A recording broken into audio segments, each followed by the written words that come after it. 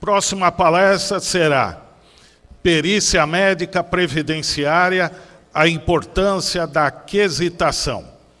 Para falar sobre esse tema, convidamos o Dr. João Opitz Júnior, doutor em Medicina pela Faculdade de Medicina da USP, perito médico forense, diretor da Sociedade Brasileira de Perícia Médica Regional de São Paulo, pós-graduado em Direito Previdenciário, doutorando em Ciências Jurídicas e Sociais, pós-doutor em Direito Penal e Garantias Constitucionais, professor de Perícia Médica da Faculdade Legal de São Paulo, diretor jurídico da Associação Paulista de Medicina, autor de diversas obras e palestrante do nosso Departamento de Cultura e Eventos. Bem, com a palavra, Dr. João.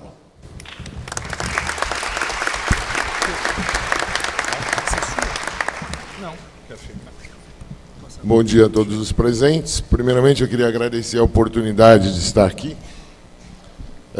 discutindo com vocês, tentando trazer alguma coisa dentro da área médica. E antes eu queria fazer uma correção, ex-diretor da Associação de Perícia Médica, tá? A minha gestão acabou e agora existe um novo diretor. Mas, da mesma forma, estamos batalhando e brigando pela perícia médica.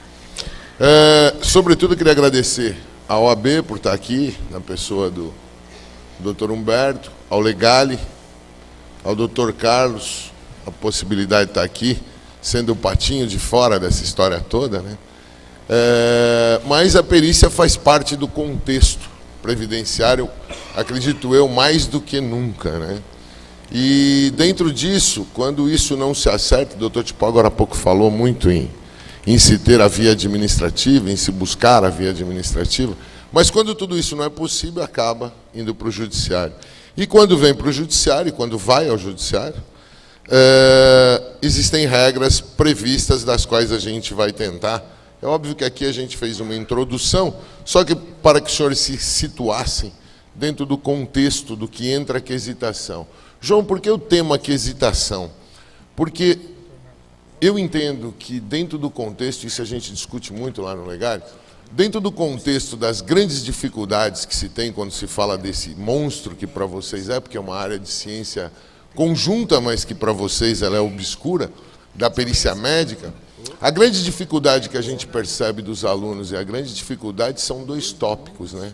Que é quesitação e impugnação, quando o laudo não é favorável.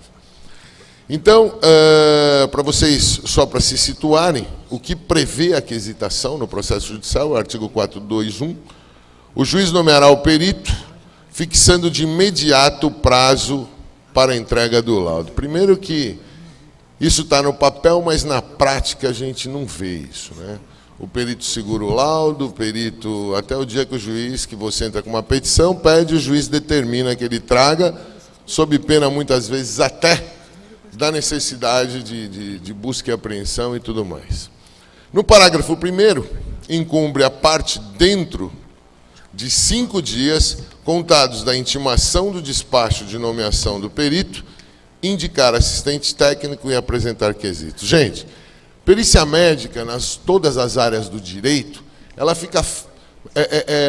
se aplica a todas as áreas do direito, tá?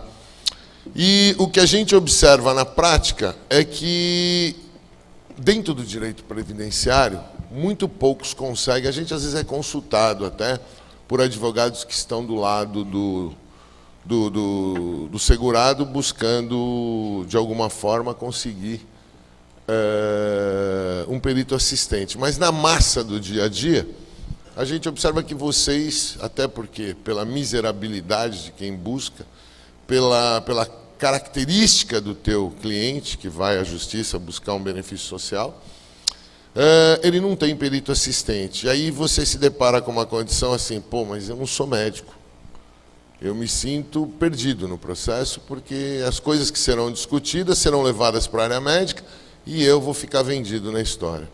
Nós vamos tentar, com a quesitação, agora, tentar trazer para vocês a forma em que o advogado atua. Nós não vamos discutir conceitos e muito menos doutrinas médicas. Nós vamos tentar mostrar e achar como disse os aqui presentes, inclusive o doutor Humberto, tentar sair da mesmice com relação à quesitação. E para a gente poder fazer isso, que é uma condição que muitas vezes a gente não vê no processo. Só abrindo um parênteses aqui, o ideal seria, na minha opinião, que a quesitação viesse do juízo, né? Porque a perícia serve para quê?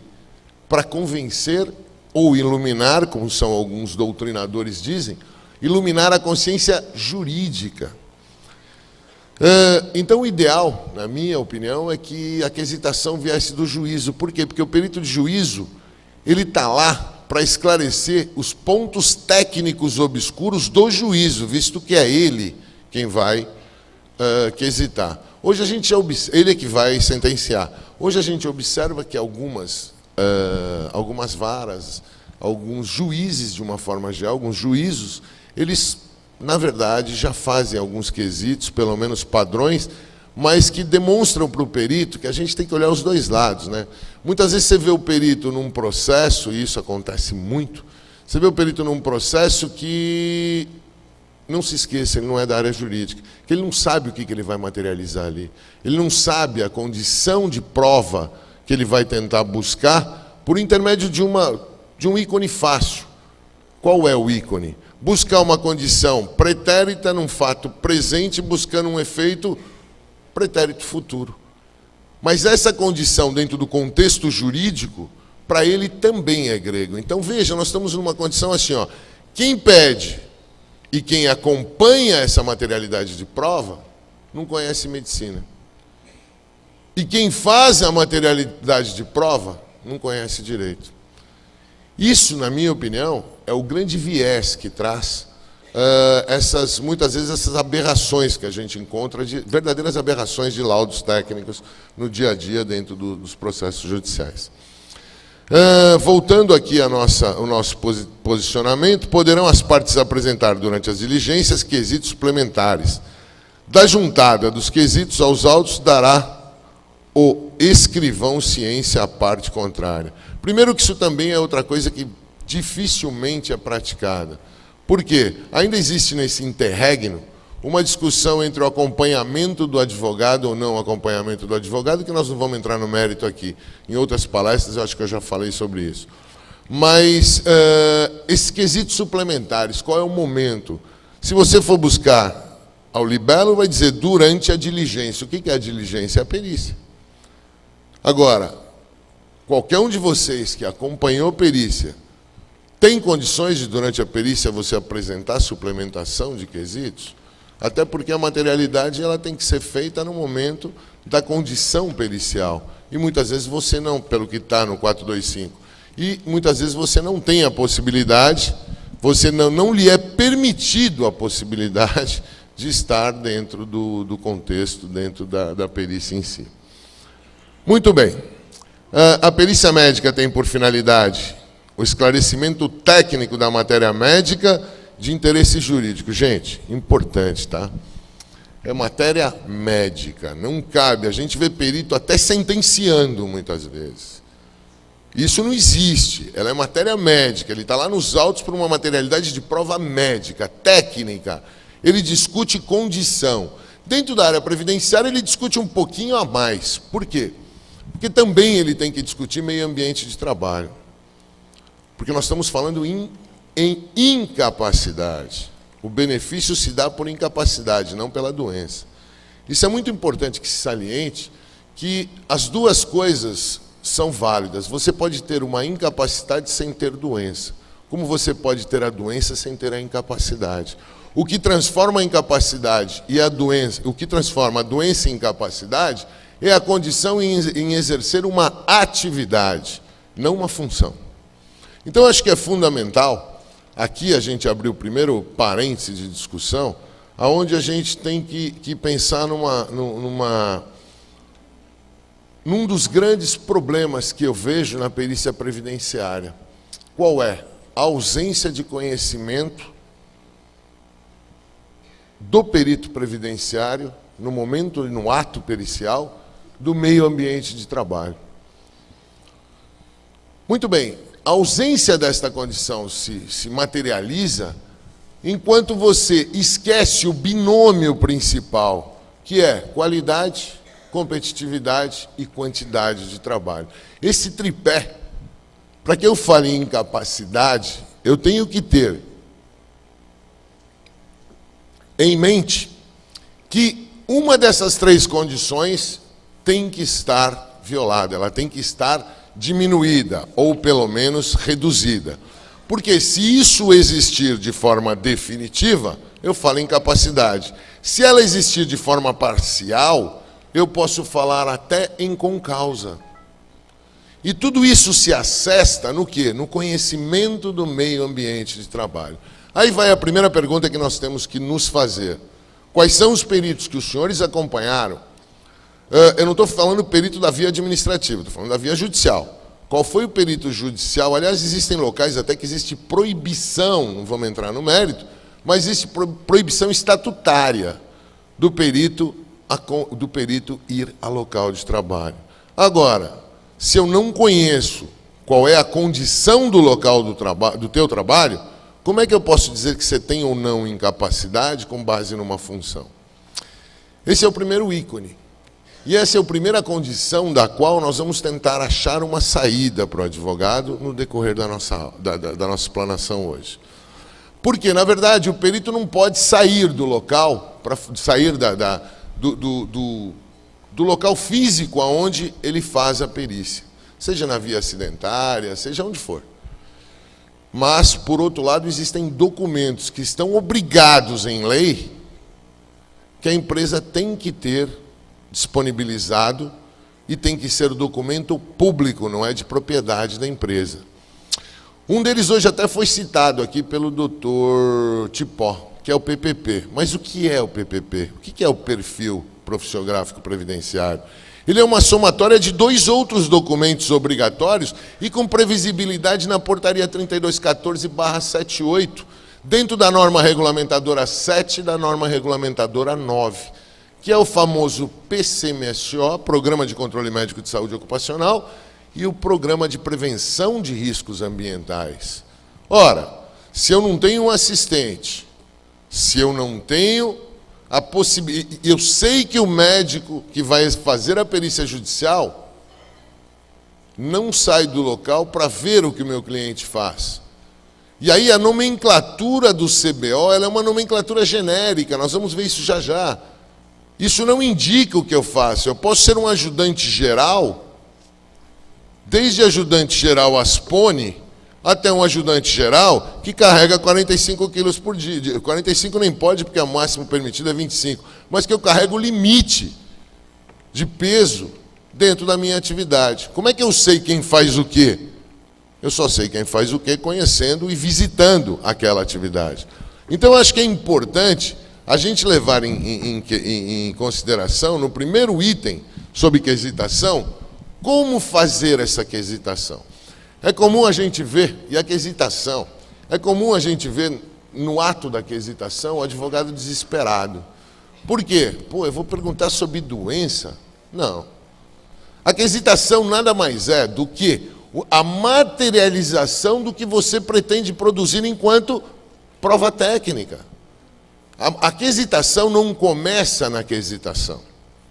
A quesitação é um ato.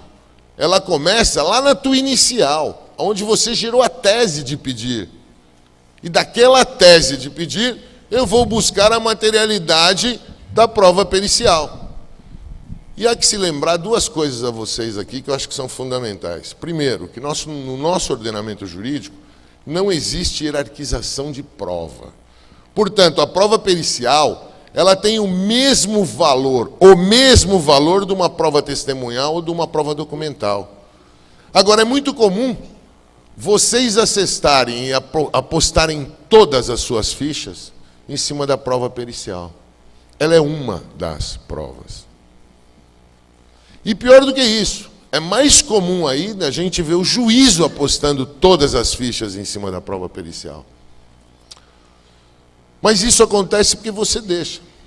Isso acontece porque muitas das coisas que você poderia ter trazido às custas da tua tese de pedir, não foram materializadas de outras formas. E aí, o momento de afunilar, se eu tenho uma tese de pedir boa, se eu montei a minha tese de pedir, se eu fiz uma entrevista bem feita com o meu cliente, se eu tenho um documental robusto de exames, se eu tenho PPRA, se eu tenho PCMSO, a quesitação é a materialização de resposta de direcionamento do perito, do qual ele não vai se furtar.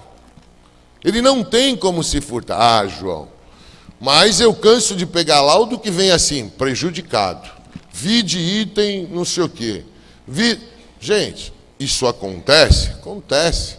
Mas aí eu vou mostrar para vocês lá no fim que quando se usa a técnica certa, a ausência de resposta do quesito anula, e nós vamos ver um monte de julgados, anula o laudo, derruba o laudo, senão na primeira e na segunda instância.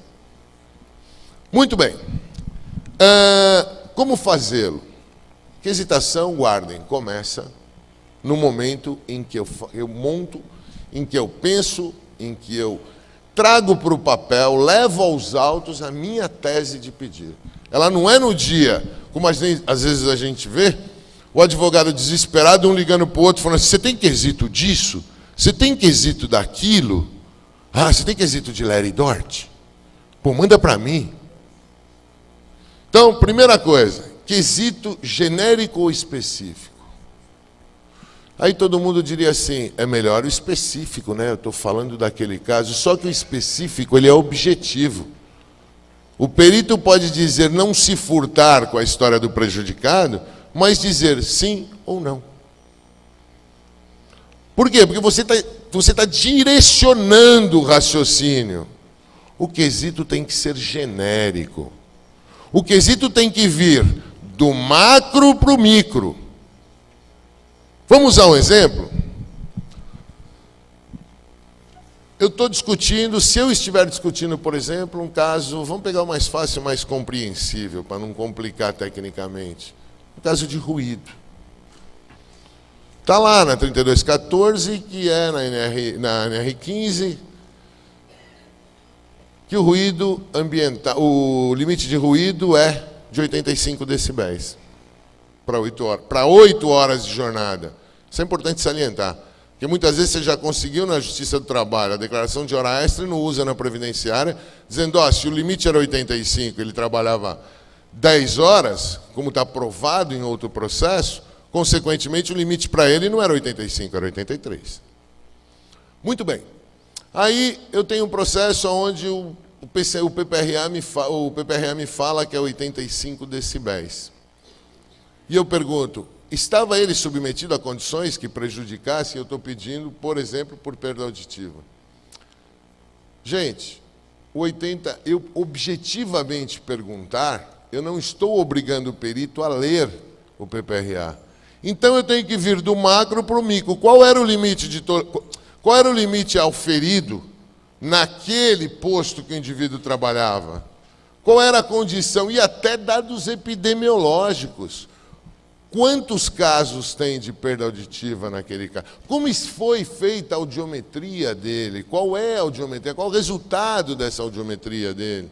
E a partir daí, eu venho e pergunto, ele tem direito a benefício ou não? Ele tem a perda auditiva ou não? Se eu devolvê-lo ao local, vai agravar ou não? O agravamento tem que ser contemplado em quesitação. E eu só chego ao agravamento quando eu venho do macro para o micro. Eu só chego à concausa do macro para o micro.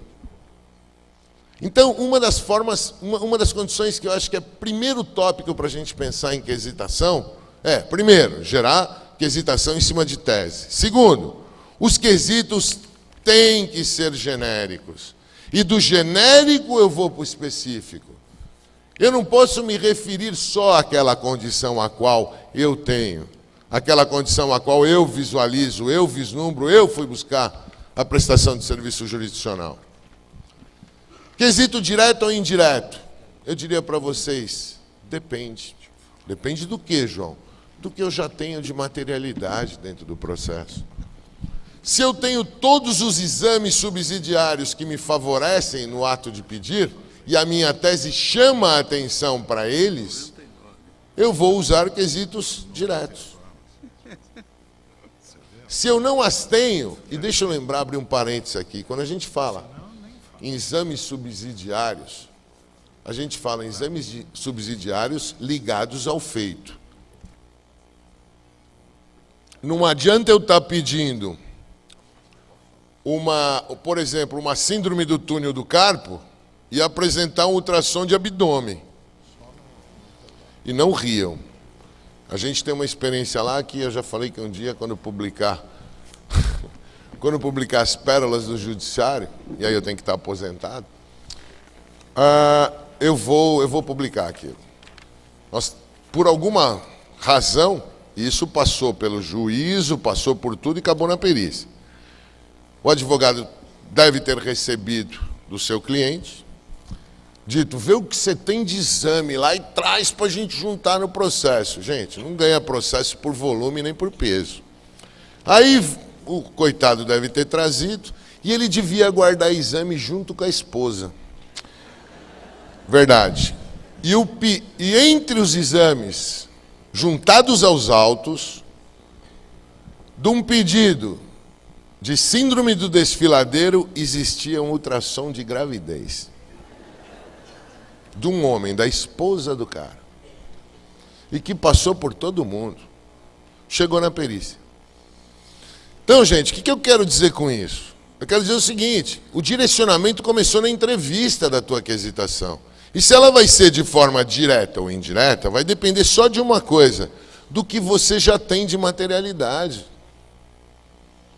Eu tenho um exame que é inequívoco. Eu vou para a direta. Eu tenho um exame que não é inequívoco, ou eu não tenho nenhuma prova material extra perícia. Eu vou quesitar forçando o perito a fazer esse exame. Agora, é muito comum juntada quesito indireto, quesito. Então, veja, o quesito direto ou indireto, ele está direcionado àquele processo, àqueles autos, àquela condição daquele indivíduo. Nós somos indivíduos. Não adianta tentar usar coisas de um, experiências de um para outra. Você transfere a experiência, mas você não vive a mesma. E da mesma forma, quando se fala em processo. Por quê?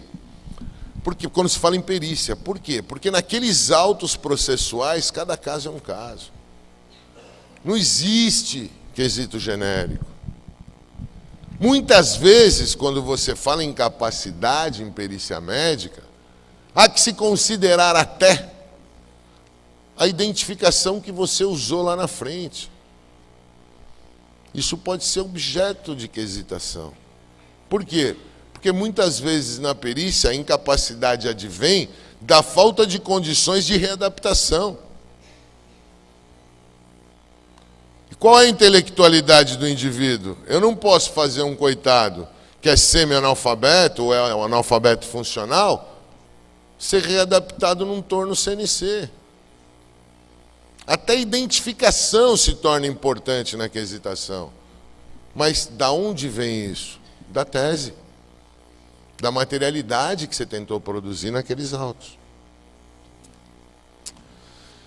Importância do conhecimento do caso. Já falei, de documentos juntados aos autos. Chama a atenção para determinado fato. Faz com que o perito tenha que ler documentos importantes. Se você tem uma materialidade documental ou até testemunhal, porque muitas vezes quando vai para a perícia já foi ouvido. Hoje em dia é muito difícil você pegar um processo, ainda existe, que como tem pedido de perícia, já vai direto para o perito. Ele já foi instruído muitas vezes. E nessa instrução, às vezes um depoimento, ou se você tem uma tese, você provoca em audiência a oitiva de uma testemunha que advém materializando aquilo que você pretende produzir, de prova técnica. Então é importante você olhar e chamar a atenção do perito ao documento. Diga o senhor perito, qual é a interpretação técnica do documento de folhas tais. Se ele meter um prejudicado, ferramenta jurídica nele. Agora, não imaginem que ele vai pegar e necessariamente vai ler.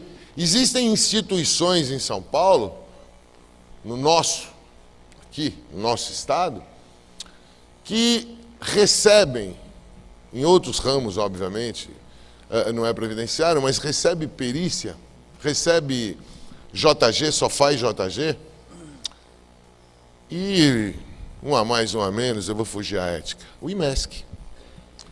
Ele recebe JG, ele faz só JG, de erro médico, e não chega o processo para o perito. Chega as folhas que foram remetidas do fórum. Quantas vezes volta processo porque ele não respondeu a determinada quesitação em função de não ter chegado à instituição? Não é o perito que não quis responder, não. Porque remete-se para o IMESC aquilo que quem está preparando a remessa entende como importante para a perícia.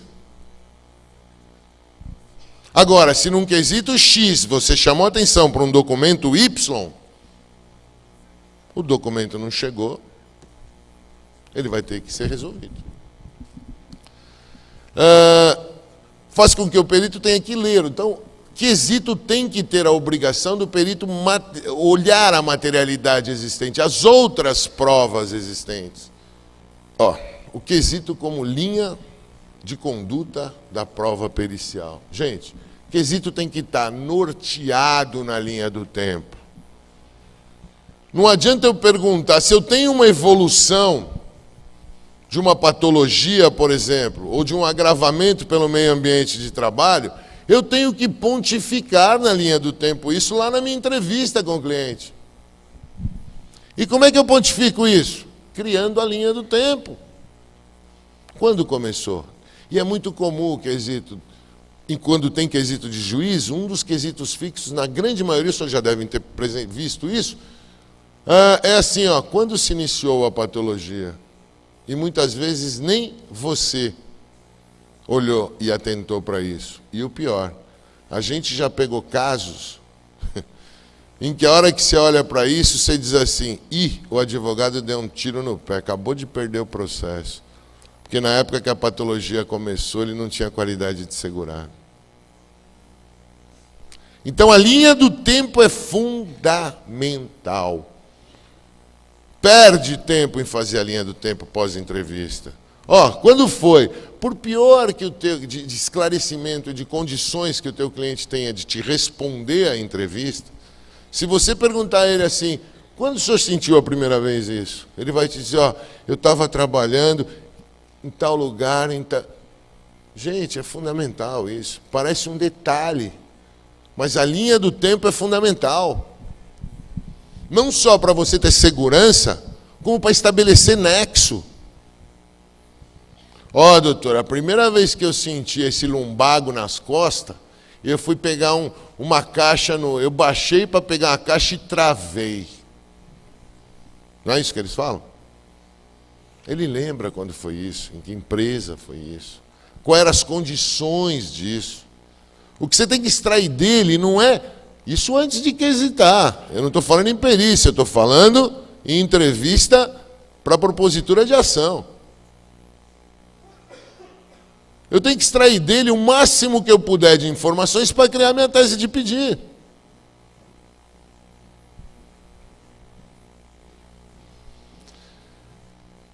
Sempre partir de questões gerais para questões mais específicas. Já discutimos isso. Aí você diz assim, João, eu passei nisso, mas, João, 80% das vezes que eu perco tempo quesitando, o perito põe prejudicado, vide folhas, não sei o quê.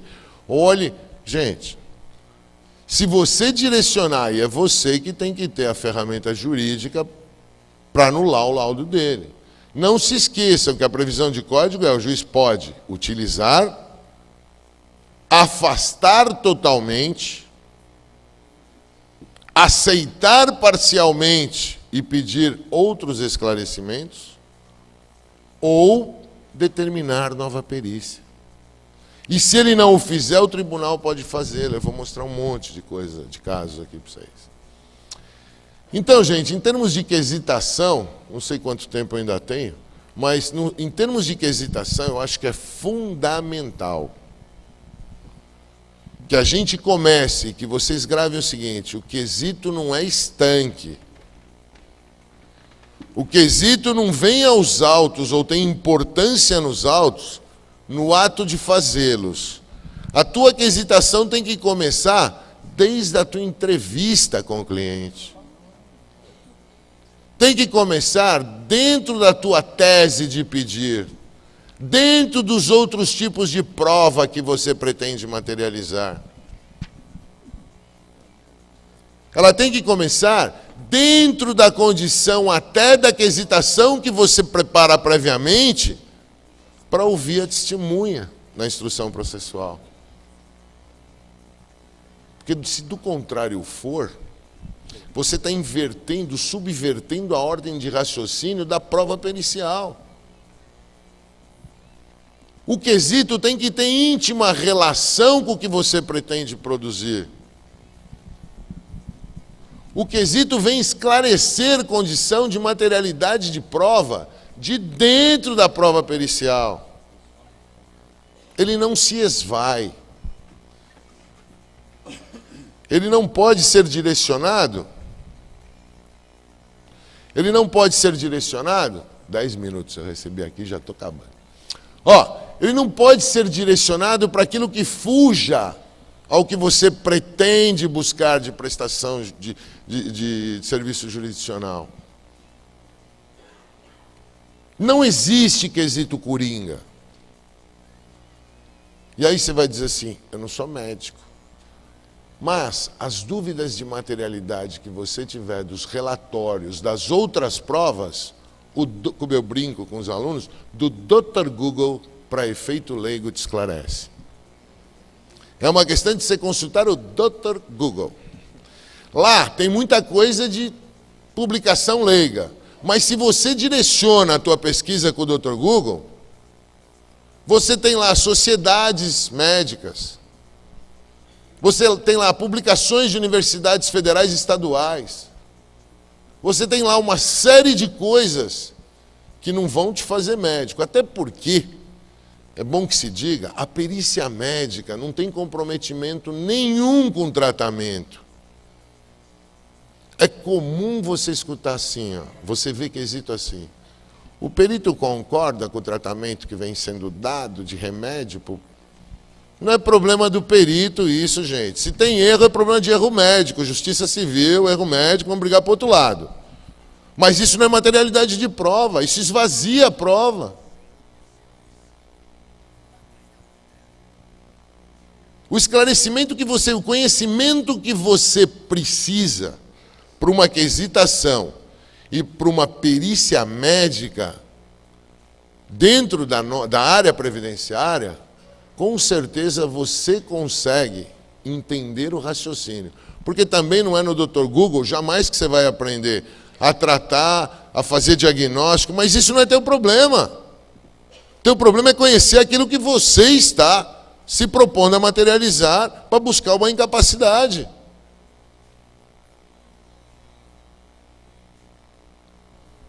E aí, gente, continuando, ausência de resposta de quesito. Quando isso é tudo bem direcionado, não sou eu, os senhores são melhores que eu para isso. Cerceamento de defesa, cerceamento de prova. E aí você vai dizer assim: pois é, João, mas eu tento e não consigo. Está aqui, Você veio pela porta errada. Eu estou só com 5 minutos para encerrar, mas aqui nós temos pelo menos, eu citei 4 ou 5. E cada um, não vai dar tempo, mas cada um se direciona para uma condição de cerceamento, tá? E para vocês terem uma ideia, leiam o que está em vermelho ali nesse último acordo. Isso traduz a essência de tudo isso que eu tentei trazer para vocês. Traduz a essência de um item só do processo chamado quesitação e que não foi satisfeita. A gente tem mania, e eu sempre digo isso, tanto para os para os alunos advogados quanto para os alunos médicos. A gente tem mania de desprezar a quesitação. Por quê? Porque a gente tem, no consenso social, a mania de desprezar aquelas perguntas, isso é neurolinguística pura. O Volsek falava muito isso. Desprezar as perguntas, aquilo que nos perguntam e que nós não estamos dispostos a responder. Quando atualmente pergunta, vocês não, mas quando atualmente perguntava assim, por que você chegou às 3 da manhã? Vocês sempre davam um jeito de, na segunda, como? Isso é instintivo. E aí a gente acaba num instrumento de prova pericial muito importante, ou talvez eu diria, se me permite, um dos mais importantes, se não o mais importante, que é a quesitação, porque é ali que eu trago para o chão tudo aquilo que era subjetivo nos autos. Porque eu não posso responder uma quesitação de um jeito e concluir de outro. A conclusão é consequência disso. E se assim o for, eu entrei na chamada contradição de laudo de materialidade, que dá um tratado para a gente discutir. Então, a gente tem mania de desprezar a quesitação, porque é próprio da condição humana neurolinguística. Mas, por outro lado, lembrem-se disso, a quesitação é uma das condições mais importantes da prova pericial. Porque é nela que se materializa, é nela que você direciona, é nela que você busca tudo aquilo que você pretende provar para buscar um efeito, que é a prestação de serviço jurisdicional. Senhores, o que eu acho importante, que eu queria deixar de tudo isso para vocês, dentro desse contexto, é assim, a perícia médica, como qualquer outra perícia, estamos falando da médica porque é a minha praia, ela não termina com a conclusão. A conclusão que muitas vezes você recebe e fica nervoso, para não falar um palavrão, né? Fica nervoso por isso, ela veio produto do que você começou errado lá na tua tese de pedir, na tua instrução processual, na tua juntada documental. João, mas tem desvio de perito, tem muito perito que não sabe fazer laudo, tem muito perito que cai de paraquedas no laudo. Mas nós não podemos fazer com que a exceção venha a confirmar a regra. Porque se a coisa for direcionada certa, se você direcionou certo, e isso está aí, esses acórdãos todos, e eu peguei alguns.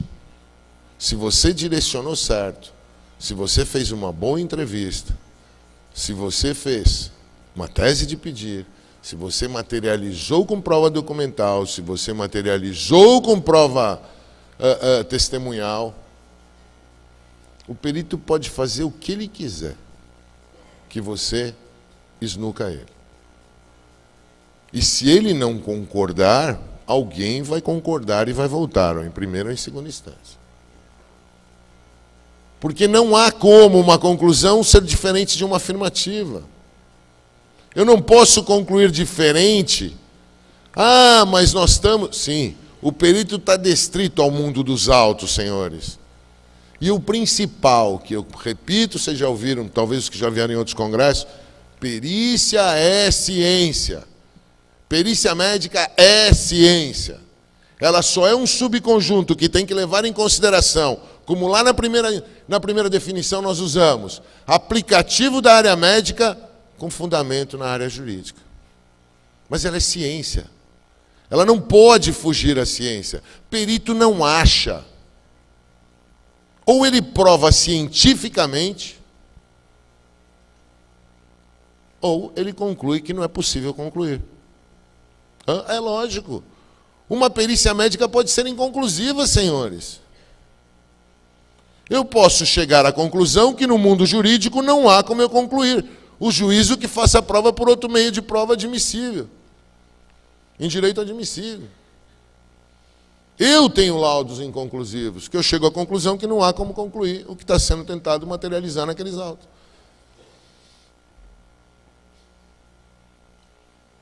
Então, dentro desse contexto, e para terminar, doutor Humberto, eu só queria dizer para vocês assim, o que eu sempre digo, digo há 30 anos e vou repetir agora. Perícia não é caixa preta. É você que não acha a chave da caixa. Comece a pensar em perícia no momento em que, se você quer produzir a prova, não deixa para pensar quando foi nomeado e nem na véspera para ligar para o colega e falar assim, meu, você tem quesito de tendinite? Você tem que começar a pensar na materialidade que você vai gerar na perícia, lá na tua identificação, lá na tua tese de pedir.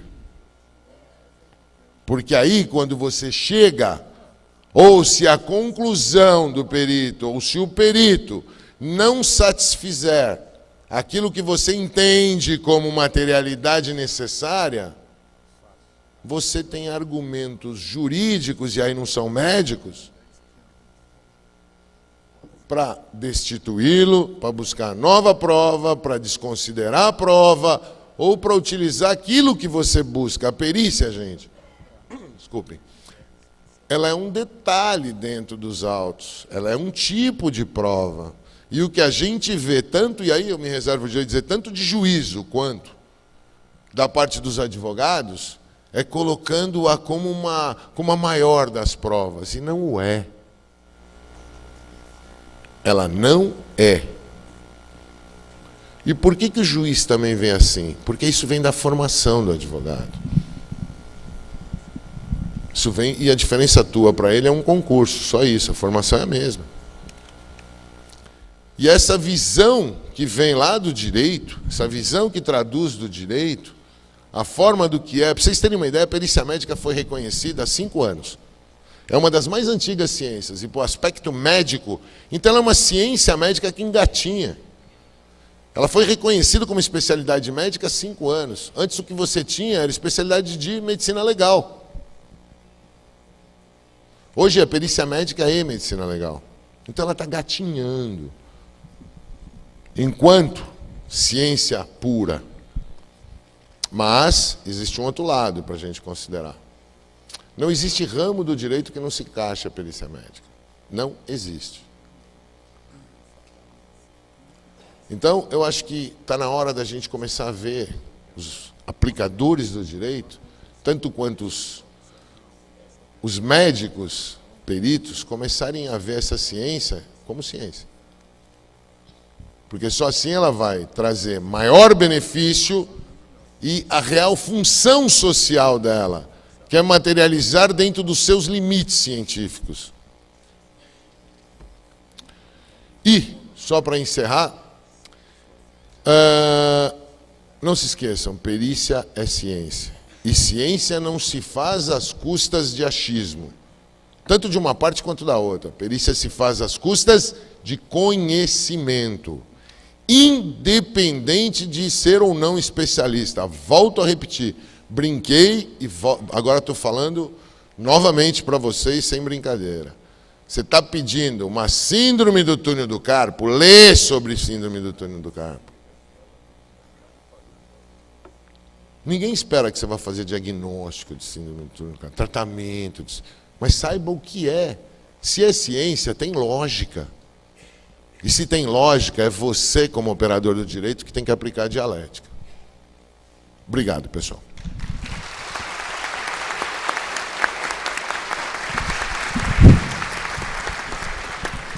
E vamos continuar aqui com o nosso Congresso de Direito Previdenciário, agora na nossa 4ª palestra, com o Dr. Carlos Alberto Vieira de Gouveia, falando sobre advocacia previdenciária, advocacia de guerrilha.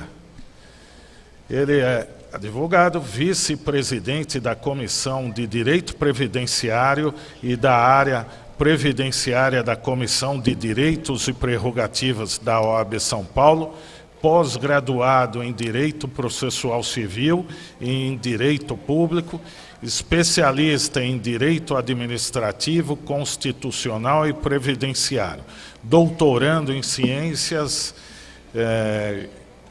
em Ciências Sociais e Jurídicas, mestre em Ciências Ambientais, professor universitário, coordenador do curso MBA em Direito Previdenciário da pós-graduação da Faculdade Legal de São Paulo, autor de diversas obras na área previdenciária e palestrante do nosso Departamento de Cultura e Eventos.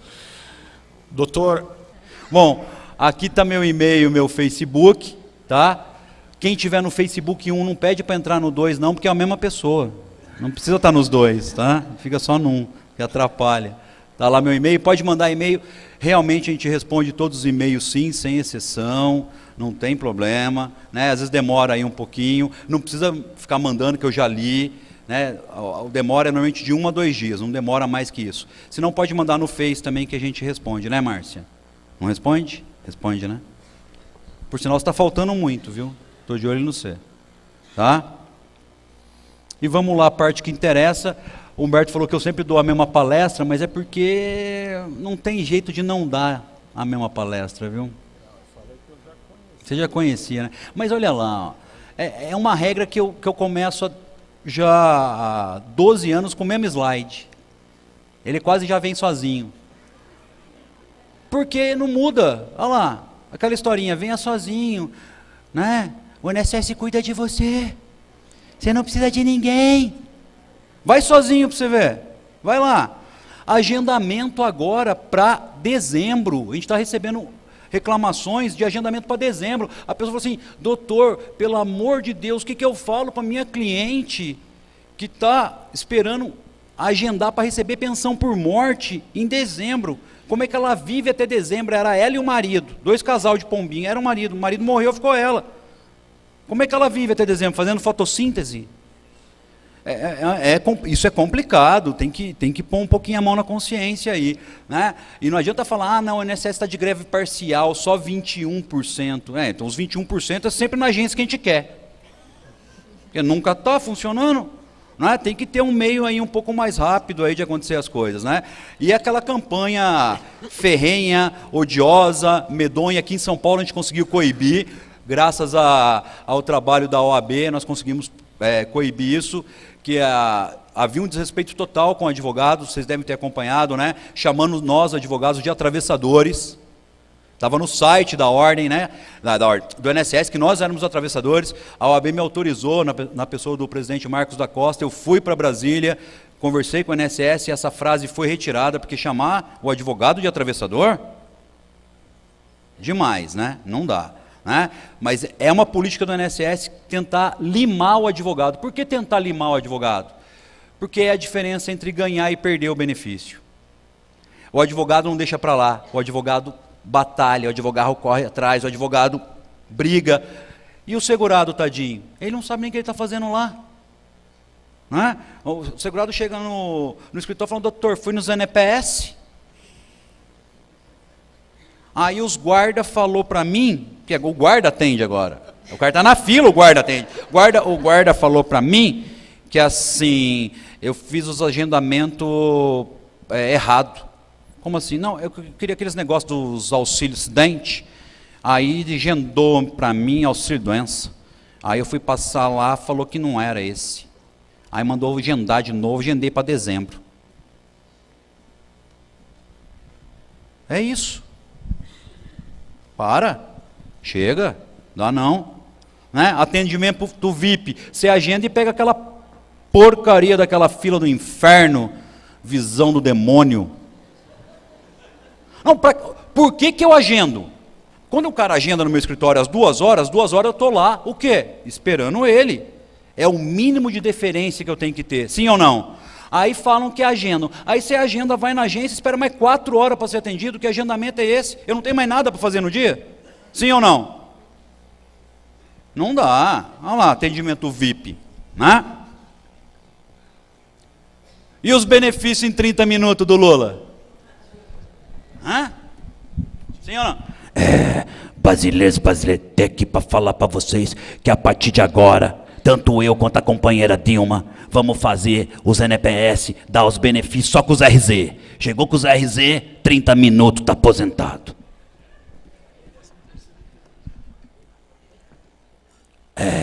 vai aposentar em 30 minutos, mas assim, a parcela do 13º desse ano não vai ter.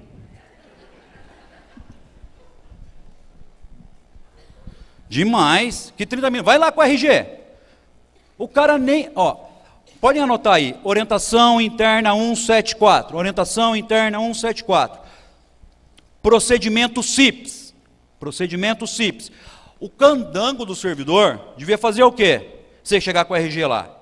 Devia consultar. Se está tudo ok, ele deveria gerar o benefício. Sim ou não? Sim. Mas se não está tudo ok, ele deveria abrir uma carta de exigências, falando, olha, está faltando isso, isso e isso. E ele só pode fazer isso uma vez. Não pode depois que você traz o negócio, você falar, agora está faltando mais aquilo. Ele não poderia fazer como faz. Não, ele não recebe você. Ele fala, só com os RG, o senhor agenda de novo que está faltando isso, isso, isso e isso. Pode fazer isso? Orientação interna 174. Procedimento CIPS. Não pode, proibido fazer. Chegou lá, o servidor tem que entrar na tela do procedimento CIPS, do Sistema Integrado da Previdência Social, e fazer o quê? Realizar o protocolo lá dentro. Não, muitos servidores fazem o quê? Dá um carimbinho, coloca um numerinho. Para onde vai aquilo? Para lugar nenhum. Some aquela porcaria toda. Só que o cliente não sabe, o segurado não sabe, muitas vezes o advogado não sabe. E aí? Aí não dá certo. Aí não dá mesmo. Infelizmente.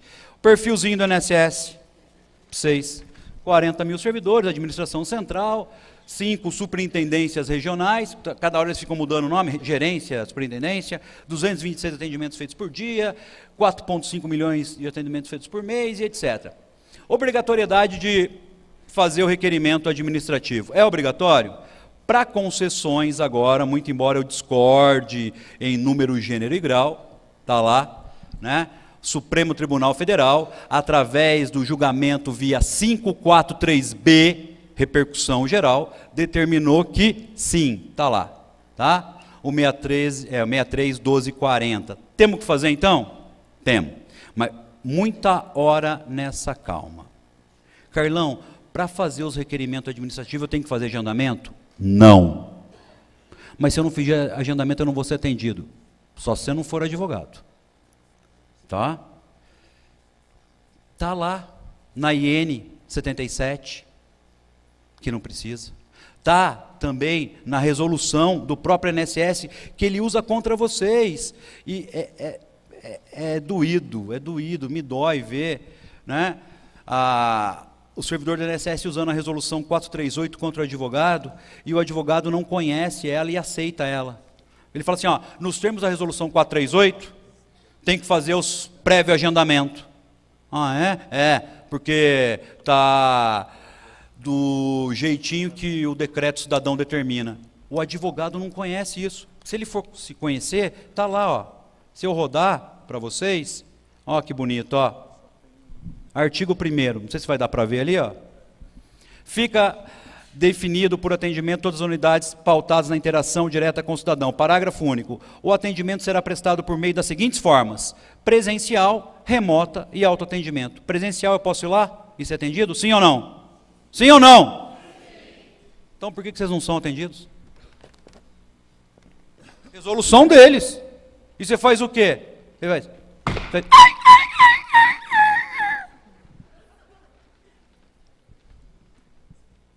Não é? E doutor, mais uma coisa, hein? Cuidado com o desacato.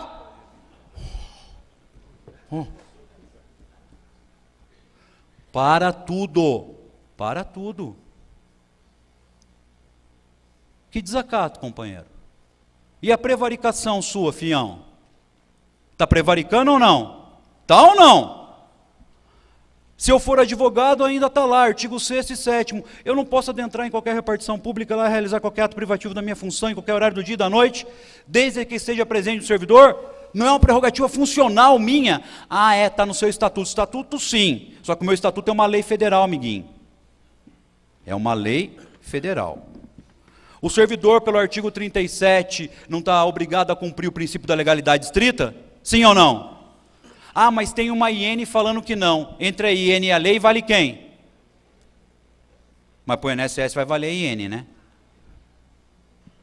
Então está lá, Depois eu quero que vocês leiam a resolução 438, que ela vai dar um monte de diquinha bacana para vocês. Tá? É bem interessante. Deixa eu fechar aqui. E aí já encaminhando, tá lá. Fundamentaçãozinha já para vocês aí, ó. O atendimento do advogado, ó. Fora do expediente, repartição pública lá, desde que haja presente um servidor. Redondinha aí para vocês. Tá? A mesma coisa vai valer nas salas e dependências de audiência, secretarias, cartórios e etc. Né? O advogado pode ingressar livremente. Então, por que vocês não usam a prerrogativa? Façam, não quer? Faz mandado de segurança, então não quer ter problema? Faz um mandado de segurança. Certo? Se quiser, a gente manda modelo para vocês. A Dani tem mandado de segurança, o Arismar tem mandado de segurança.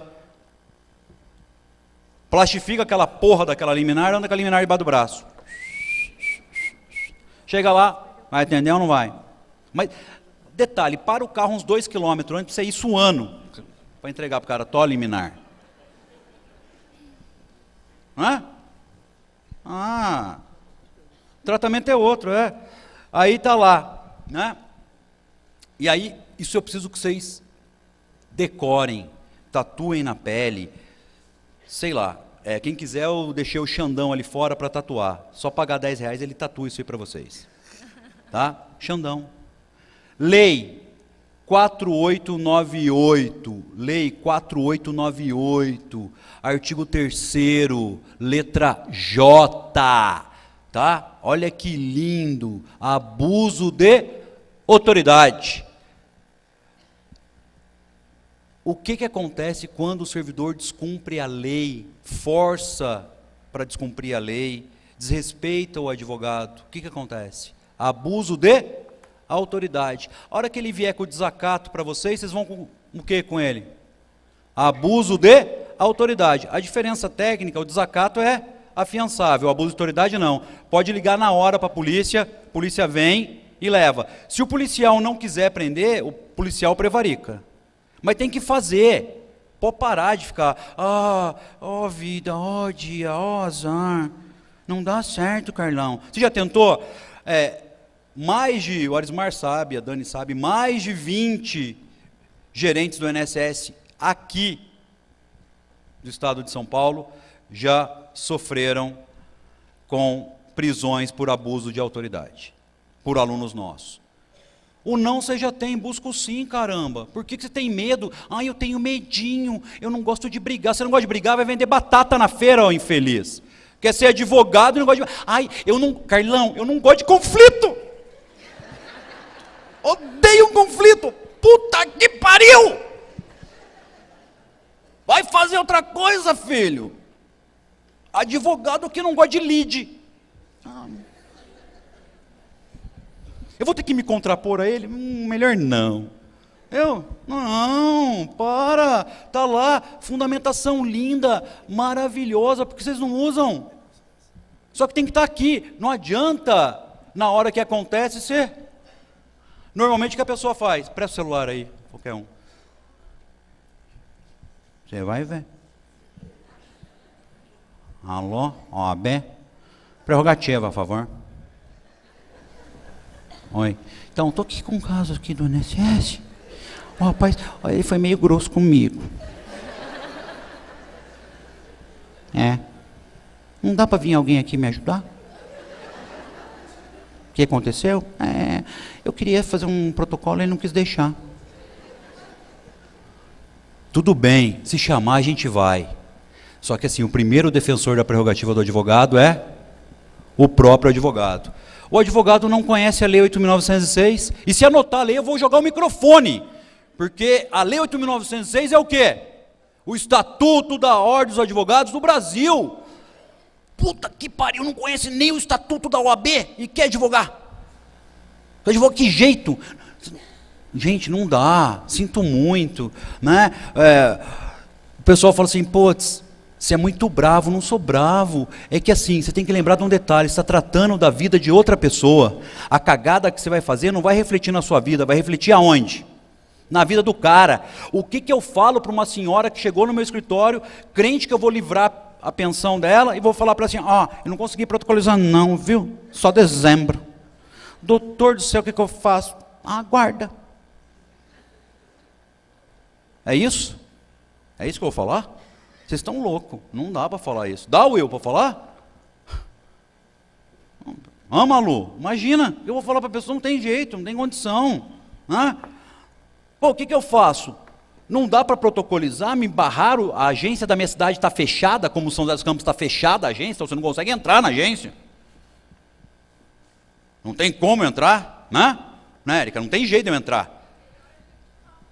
Não, mas não vai tomar tiro não. O que você faz? Você faz o quê? Vai lá, tira a foto, a agência fechada, certo? Entra com ação, com pedido liminar. Qual é a motivação aí? Você deixou de passar porque foi obstaculizado pela greve, aí você não consegue passar mesmo. Agora, vai despachar com o juiz. Vou não, Carlão, o juiz não despacha com o gerente do INSS, com o cara, vou despachar com o juiz. Você é louco! Não. Eu tentei, uma vez na minha vida, eu tentei despachar com o juiz. Tem assim uma moça que fica lá na frente, lá, ela falou, não, eu fui embora. Vocês vão despachar com o juiz, olha como é que vocês fazem, vocês vão lá no cartório, né? Eu vim despachar. Pois não, que o senhor deseja? Queria despachar um momentinho. O cartorário pega, entra e volta com o J concluso. E você vai embora feliz. Não dá. Vamos por partes. Quer despachar? É na federal? Você vai pegar a sua petição inicial, vai chegar no distribuidor, na sede ou sul de como queira, e vai falar assim, ó, oi amigo, tudo bom? Bom dia. Remessa extraordinária. O que é isso, doutor? É o papelzinho que está debaixo da sua mesa aí. Ele vai abrir, tirar o papel da remessa extraordinária, vai preencher o papel, você vai assinar, ele vai distribuir a sua ação. Caiu com o juiz da quarta. Vai aonde? Já. Falar com o juiz da quarta, vara. Aí você chega lá, o cartorário falou o quê para você? Alessandra, o juiz não despacha. Aqui não despacha. O juiz não gosta de despachar, não.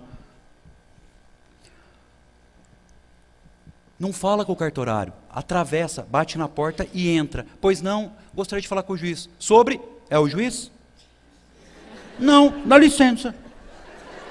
Não é com o juiz. Eu, advogado, posso adentrar mesmo além das chancelas? Sim ou não? Preciso da satisfação? Não! Não preciso. Ou é uma lei morta essa porra desse negócio? Vai. Aí você chegou para falar com o juiz, qual que é, doutor? Vai invadir meu gabinete? O gabinete não é do senhor. O gabinete é do povo. Mas eu não despacho. Resolução 1465. Resolução 1465 CNJ. O juiz é obrigado a despachar. Não é querer, é obrigação. Ah, mas eu não sabia dessa resolução 1465. Você deve ter qualquer coisa menos advogado. Na boa, não é maldade minha. É para vocês acordar que ser advogado é diferente. Carlão, tentei e não consegui, cara. Aí, liga para a OAB. Estou aqui, o juiz está criando um maior enrosco comigo aqui, deu voz de prisão para mim. OAB, me ajuda. Aí a prerrogativa vai. Agora, você não consegue passar de um cartorário, não desmerecendo o cartorário, mas você não consegue passar de um cartorário? Aí não dá, pelo amor de Deus. Né? Ai, mas vocês não fazem isso. Lógico que fazemos. Não uma nem duas, várias vezes. Os alunos nossos fazem isso. Então façam. Estagiário não. Estagiário não tem esse poder. Só a hora que ele... Estagiário não serve para nada, na verdade. Mentira. Eu amo estagiário, adoro estagiário. Adoro estagiário. Não, verdade, adoro estagiário mesmo. Os melhores advogados que eu formei foram estagiários. Sempre. Estagiário é a melhor coisa. Você não precisa pagar as coisas. Mentira. Faz o café. É boa. Mentira, gente, mentira. Não, mas eu sempre conto a mesma história, mas é uma história que para os antigos já conhecem de 1000 vezes. Os novos têm que conhecer para ver se acorda para a vida, para ver que é uma advocacia de guerrilha mesmo. Lá em São José, A Érica não me deixa mentir sozinho. Contar rapidão. Há muitos anos atrás, teve um problema entre um advogado e um juiz. O juiz deu voz de prisão para o advogado. O advogado, apavorado, ligou para a OAB mandou o presidente da OAB, cidade interior, vai o presidente. O presidente da OAB, 1,15 m. Chegou lá, abriu a porta do gabinete. Porque abriu a porta do gabinete, o juiz começou a berrar com ele. O que aconteceu? Voz de prisão para o presidente da OAB, local. O presidente da OAB, em retorção imediata, voz de prisão para o juiz. Aquele problema, pá, quem que chega para resolver a bagaça? Soldado da PM.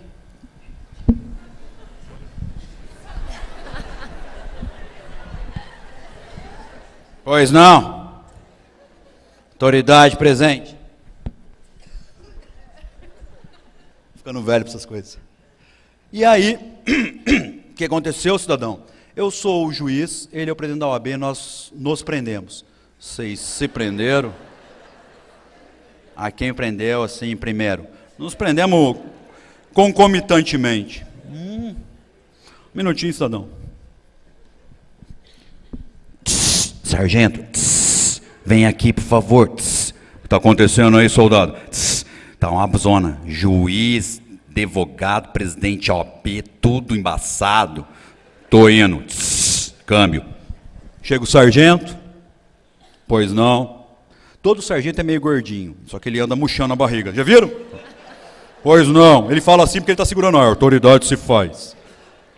Eu sou o presidente da OAB, ele é o juiz, nós nos prendemos. Estão tudo presos. Ele é o juiz. Você é das OAB. Você é o que nas OAB mesmo? Presidente. O presidente da OAB.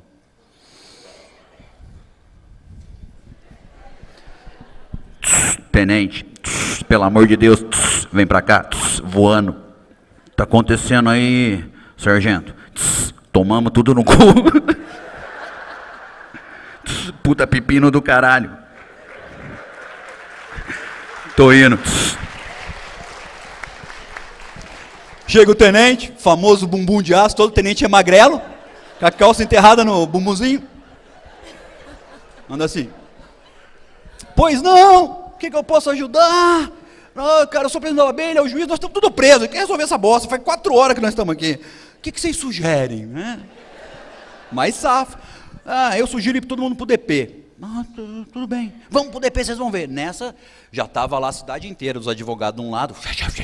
Porque advogado, bicho demônio, né? E do outro lado, o poder judiciário, né? O juiz, o servidor. Nessa, o pessoal vai, pega a viatura, estão indo. O presidente da OAB local, que hoje é conselheiro da OAB, falar o nome dele logo, o Dr. Arley, muitos conhecem, né? O Arley ligou para a prerrogativa aqui em São Paulo e falou, o negócio está assim, tomou proporção gigantesca, né? Preciso de um apoio aqui, tá certo, porque daí tinha tomado um negócio. A OAB, não sei se tem, o Durso foi embora, né? Não sei se tem, se não tem, mas o que aconteceu de fato foi o seguinte, a OAB colocou 3 prerrogativas dentro do helicóptero, subiu daqui, desceu lá em São José, mais ou menos em 15 minutos. Na delegacia da rua Humaitá, né? Antigamente a delegacia era azul, tinha aquela portinha bang bang na sala lá, sabe aquela? Tava lá, delegado aqui na cadeira, um monte de advogado, um monte de servidor, juiz, o escambau, e o delegado assim, aquele... Foi ele, não é ele, coloca ele na cadeia, não, é você. Aí entra 3 caras de terno preto, camisa branca, gravata escura assim. Nós somos a OAB, qual o problema com o nosso membro? O delegado falou, aqui não tem problema, aqui tem solução. Para quem não sabe, eu estava nessa época lá, isso é uma história venérea, eu estava lá, só que estava do outro lado da força, do lado do Poder Judiciário. E eu virei para um amigo meu, para o Aguinaldo, e falei, Aguinaldo, quem são esses caras? Ele falou, Carlão, é a prerrogativa, filho, afasta. Eu falei, vamos afastar. Toca o telefone, presidente do tribunal, fala com o juiz, fala com o presidente da OAB, moral da história, voz de prisão revogadas. Um revogou a outra. No outro dia sai no jornal local, lá no Vale Paraibano, né? Advogado prende juiz. Uma foto do Arley.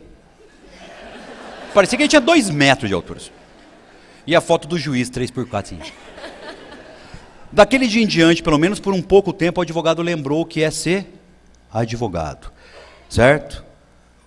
Recobrou uma coisa chamada brio. Advogado que não tem brio não é advogado.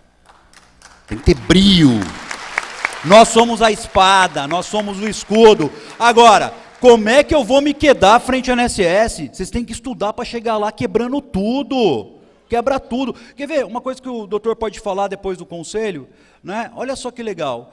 Chega um cliente no meu escritório que deu entrada num benefício previdenciário e o benefício foi negado porque o empregador dele não recolheu as contribuições previdenciárias. Comum isso? Super comum. Ó, estou negando porque não teve pagamento, não é? O INSS deveria negar? Não, não deveria. Enunciado 18 do Conselho de Recursos da Previdência Social, combinado com a súmula 75 da Turma Nacional de Uniformização, combinado com o artigo 30 e seguintes da Lei de Custeio, da 812, né? Não será negado o benefício quando a obrigação tributária não for do segurado. De quem que era a obrigação tributária? O INSS negou. Só que esse cara chegou no meu escritório 90 dias depois da negativa. Puta que lá merda, hein? O prazo do recurso era 30, perdi o prazo do recurso. Perdeu mais ou menos. Vocês vão descobrir um detalhe muito bacana. Dentro do conselho, por isso que é importante vocês lerem o regimento interno, dentro do conselho tem um artigo, e esse artigo fala assim, é poder do relator afastar a preclusão temporal consumativa. O relator afasta a preclusão temporal consumativa quando tem direito líquido e certo.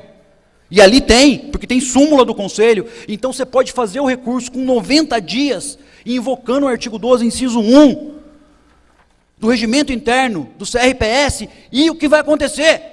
Vai ser provido. Vai ser provido. Então você vai levar uma matéria dessa para o Poder Judiciário, para quê? Você resolve no conselho e 2 palitos, mesmo fora do prazo, com o pagamento dos atrasados. Agora, como é que eu vou fazer direito previdenciário de ouvir dizer? Nada contra, eu tenho, participo, coordeno vários grupos do Facebook, mas às vezes me dá medo, porque é um trau de mandar modelo, de fazer pergunta, e vem umas respostas que você fala, por Deus do céu, será que o cara não vai estudar? Né? Para de comprar livro, não precisa comprar nem os meus livros. Os meus precisa. Mas assim, não precisa nem comprar nem os meus livros, de verdade. Né? Vai estudar a letra da lei, vai ler o regimento interno, vai ler a lei de benefício, a lei de custeio, vai ler o decreto, vai ler a resolução 1931. Por exemplo, Código de Ética Médico. Um médico não pode dar parecer contrário a outro médico. Artigo 52 da resolução 1931. Então gravem bem. Um médico não pode dar parecer contrário a outro médico nos termos da resolução 1931. Beleza? Tá. Quer aumentar isso? Vamos fuder tudo. Artigo 97 da resolução 1931. Um médico nem na função de auditor, nem de perito, pode desrespeitar tratamento de médico assistencialista. Isso quer dizer o quê? O médico que me trata, que falou para mim assim, ó, Carlão, fica em casa 6 meses. E eu passei no INSS e o cara do INSS falou, levanta-te e anda. O que ele fez? Ele quebrou o tratamento prescrito pelo médico. Levanta-te e anda. O que foi? Quebrou o tratamento prescrito do médico assistencialista. Sim ou não? Agora eu conheço a resolução 1931. Resolução 1658, que trata de atestado médico, né, João? Fala lá, nenhum médico, ouçam bem, nenhum médico pode deixar de colocar no atestado o tempo de afastamento, o tipo do tratamento e o tipo do diagnóstico, inclusive para fins previdenciários. Aí você vai no médico, o que o médico fala para você? Vou colocar aqui, doutor, coloca também que é para fins previdenciários. Não posso colocar não, isso aí é o médico do INSS. Não, é obrigação dele colocar. Mas tem conhecido de resolução médica, resolução do conselho, IN 77, direito previdenciário, perícia médica, direito administrativo, direito constitucional. Vai. Quer ser previdenciarista? É assim. Senão, não vai virar. Não vai dar certo. Eu não conheço, como é que eu quero fazer? Não adianta falar, advocacia previdenciária é fácil. Não é fácil.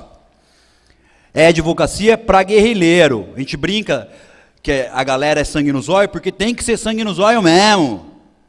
Imagina que eu vou deixar alguém não atender um cliente meu. Imagina que eu não vou acompanhar uma perícia médica. Você não pode acompanhar a perícia médica. Você é doido. O médico não deixa você acompanhar a perícia médica. Nós, isso tem que ser divulgado. Por isso que o Humberto tinha que estar aqui até. Nós, da OAB, nós da Comissão de Direito e Prerrogativas da OAB São Paulo, conseguimos a nível Brasil. Podem anotar aí. Consulta parecer 44 do CFM. Consulta parecer 44 do CFM, do Conselho Federal de Medicina, que diz o quê? O advogado pode acompanhar qualquer perícia administrativa ou judicial. É o conselho falando, e você não vai acompanhar? Dentro do INSS, orientação interna número 10, que é o quê? Uma declaração para acompanhamento da perícia. Quer mais judicial? Quer mais judicial? Por exemplo, eu tenho dentro do Poder Judiciário uma coisa chamada quesito complementar. Certo? Sim ou não?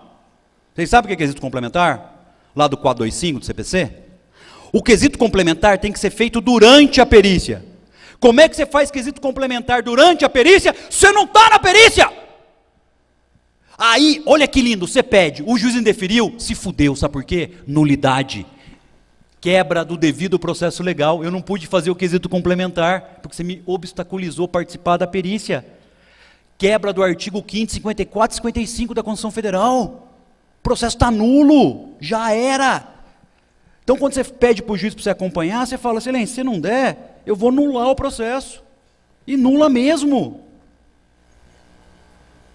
Isso que o Arismar falou agora aqui, olha que, não sei se vocês entenderam a profundidade da parada. Ele falou assim, tem um enunciado do Conselho, que é o enunciado número 5, e também tem um artigo da IN 77, que determina o quê?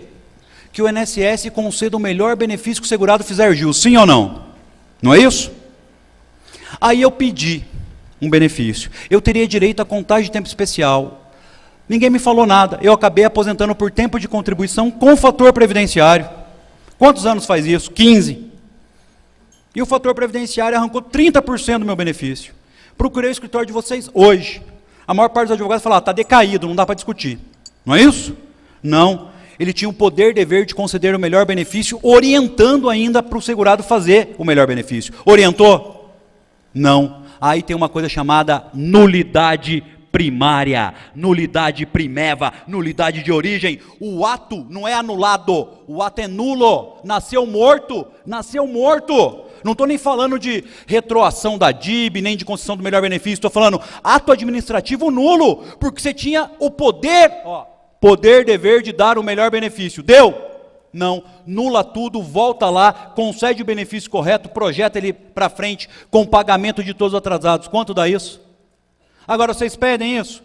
Isso é matéria, vocês têm que entender um detalhe. O Poder Judiciário nosso é muito bom em algumas coisas, mas assim, eu rendo minhas homenagens ao Conselho de Recurso da Previdência Social, que hoje, atualmente, nos últimos anos, é muito mais proativo, né? É muito mais de vanguarda, está muito mais atual. O Conselho está dando coisa que o Poder Judiciário não dá, só que vocês não discutem essa tese no Conselho, você não leva para o Conselho decidir, porque a hora que você leva, invocando a súmula do próprio Conselho e mostrando que o INSS descumpriu propositadamente, porque é uma súmula e o INSS é vinculado a ela também, ele vai ter que falar o quê? Realmente descumpriu, nulo, volta na origem, concede o benefício correto, paga todo atrasado. A gente pede isso. Quantas pessoas têm esse direito? Quantas? Hã? A gente tem que conhecer como é que funcionam as coisas. Conhecer que eu posso pedir perícia médica dentro do conselho. Eu não sei que eu posso pedir perícia médica no conselho. Conhecer a estrutura do conselho. Né? Uma pessoa que sabe tocar o processo dentro do procedimento administrativo, o processo demora 1 ano, enquanto no Poder Judiciário é a mesma coisa, demora 5, 10. Para tudo. Dá não. Deixa eu tirar aqui. Quanto tempo eu tenho? Eu fico nervoso. Quanto tempo eu tenho? 5 minutos. 5 minutos, não falei nada. Hã? Não é? Sacanagem. Outra coisa, né, para os novos aí. Eu não consigo chegar na matéria nova que eu quero chegar nunca. Posso fazer essa propaganda aí?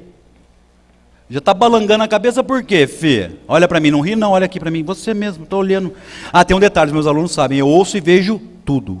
Não é? Sim ou não? Tá? Até pensamento. Posso sim, anota aí, anota aí. Provimento 94/00 da OAB. Vocês têm que saber que o advogado pode fazer propaganda. É lenda urbana que a gente não pode fazer propaganda. Mas estudei para as OAB, Carlão, que eu não podia fazer. Você não pode fazer alguns tipos de propaganda. Outros você pode. Está no provimento 94/00 da OAB. Eu falar o que eu faço em linguagem coloquial ou popular, eu posso. Eu vou colocar lá o quê? Previdenciarista. Aí acontece igual aconteceu no meu escritório, porque minha mulher veio ser minha sócia. Isso é um negócio que a OAB podia arrumar, né? Esse negócio tem que ter sócio no escritório. Minha mulher veio ser minha sócia no escritório, e ela falou, eu não quero colocar esse negócio de ações contra a INSS, eu acho muito feio. Por que você quer colocar? Previdenciarista. Mas não vai dar certo. Mas eu quero.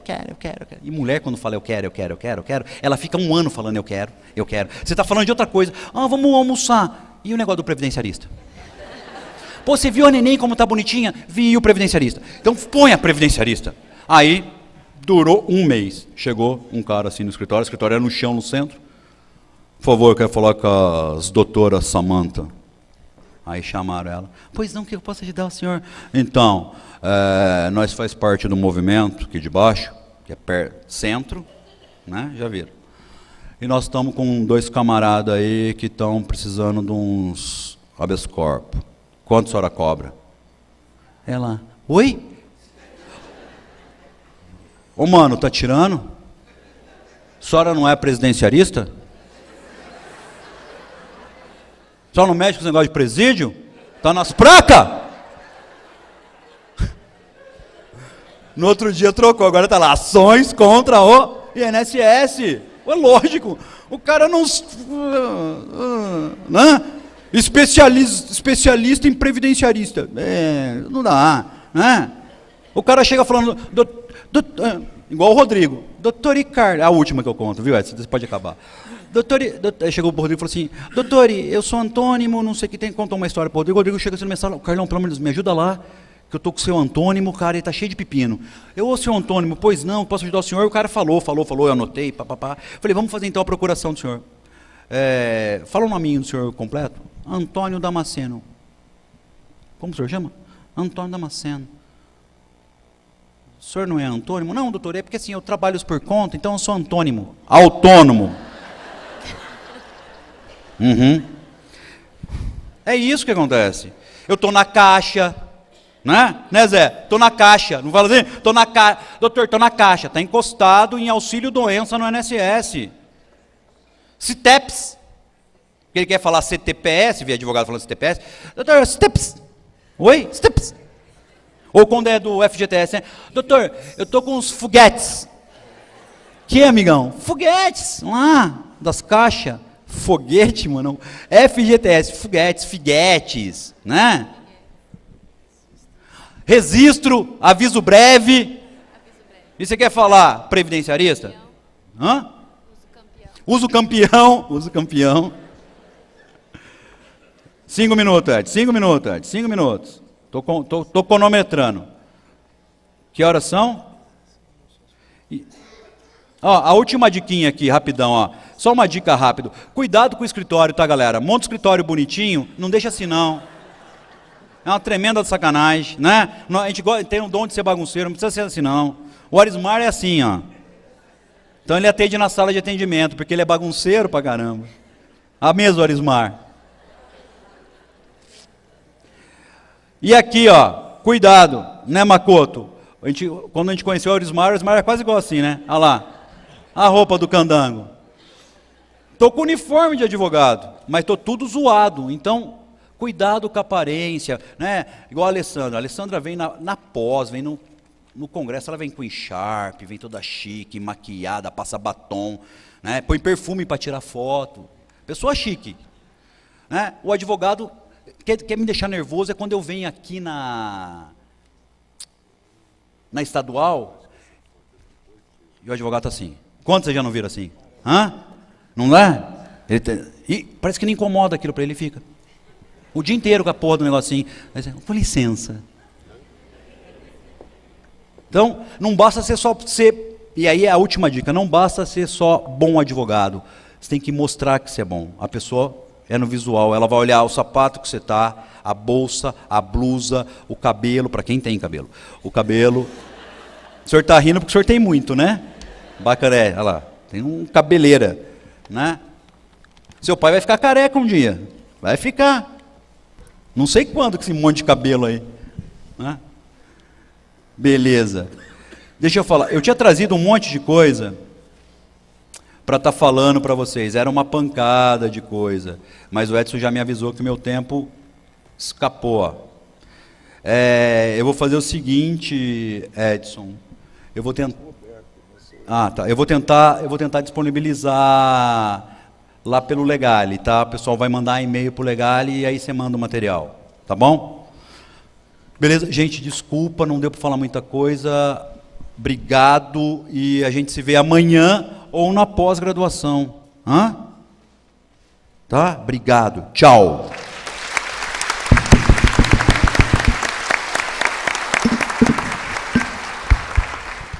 Prosseguindo a palestra, o próximo palestrante agora é o Dr. André Rodrigues Veras, com o tema Atuação do Conselho de Recursos da Previdência Social na solução dos conflitos em matéria previdenciária.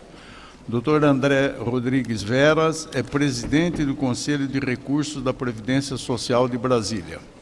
Bem, muito se falou aí em atuação administrativa, citou-se muito enunciados do Conselho de Recursos da Previdência Social e, logo no início das palestras, o doutor Tipó Laurindo colocou aqui, fez esse questionamento de quem são os advogados que atuam na seara administrativa.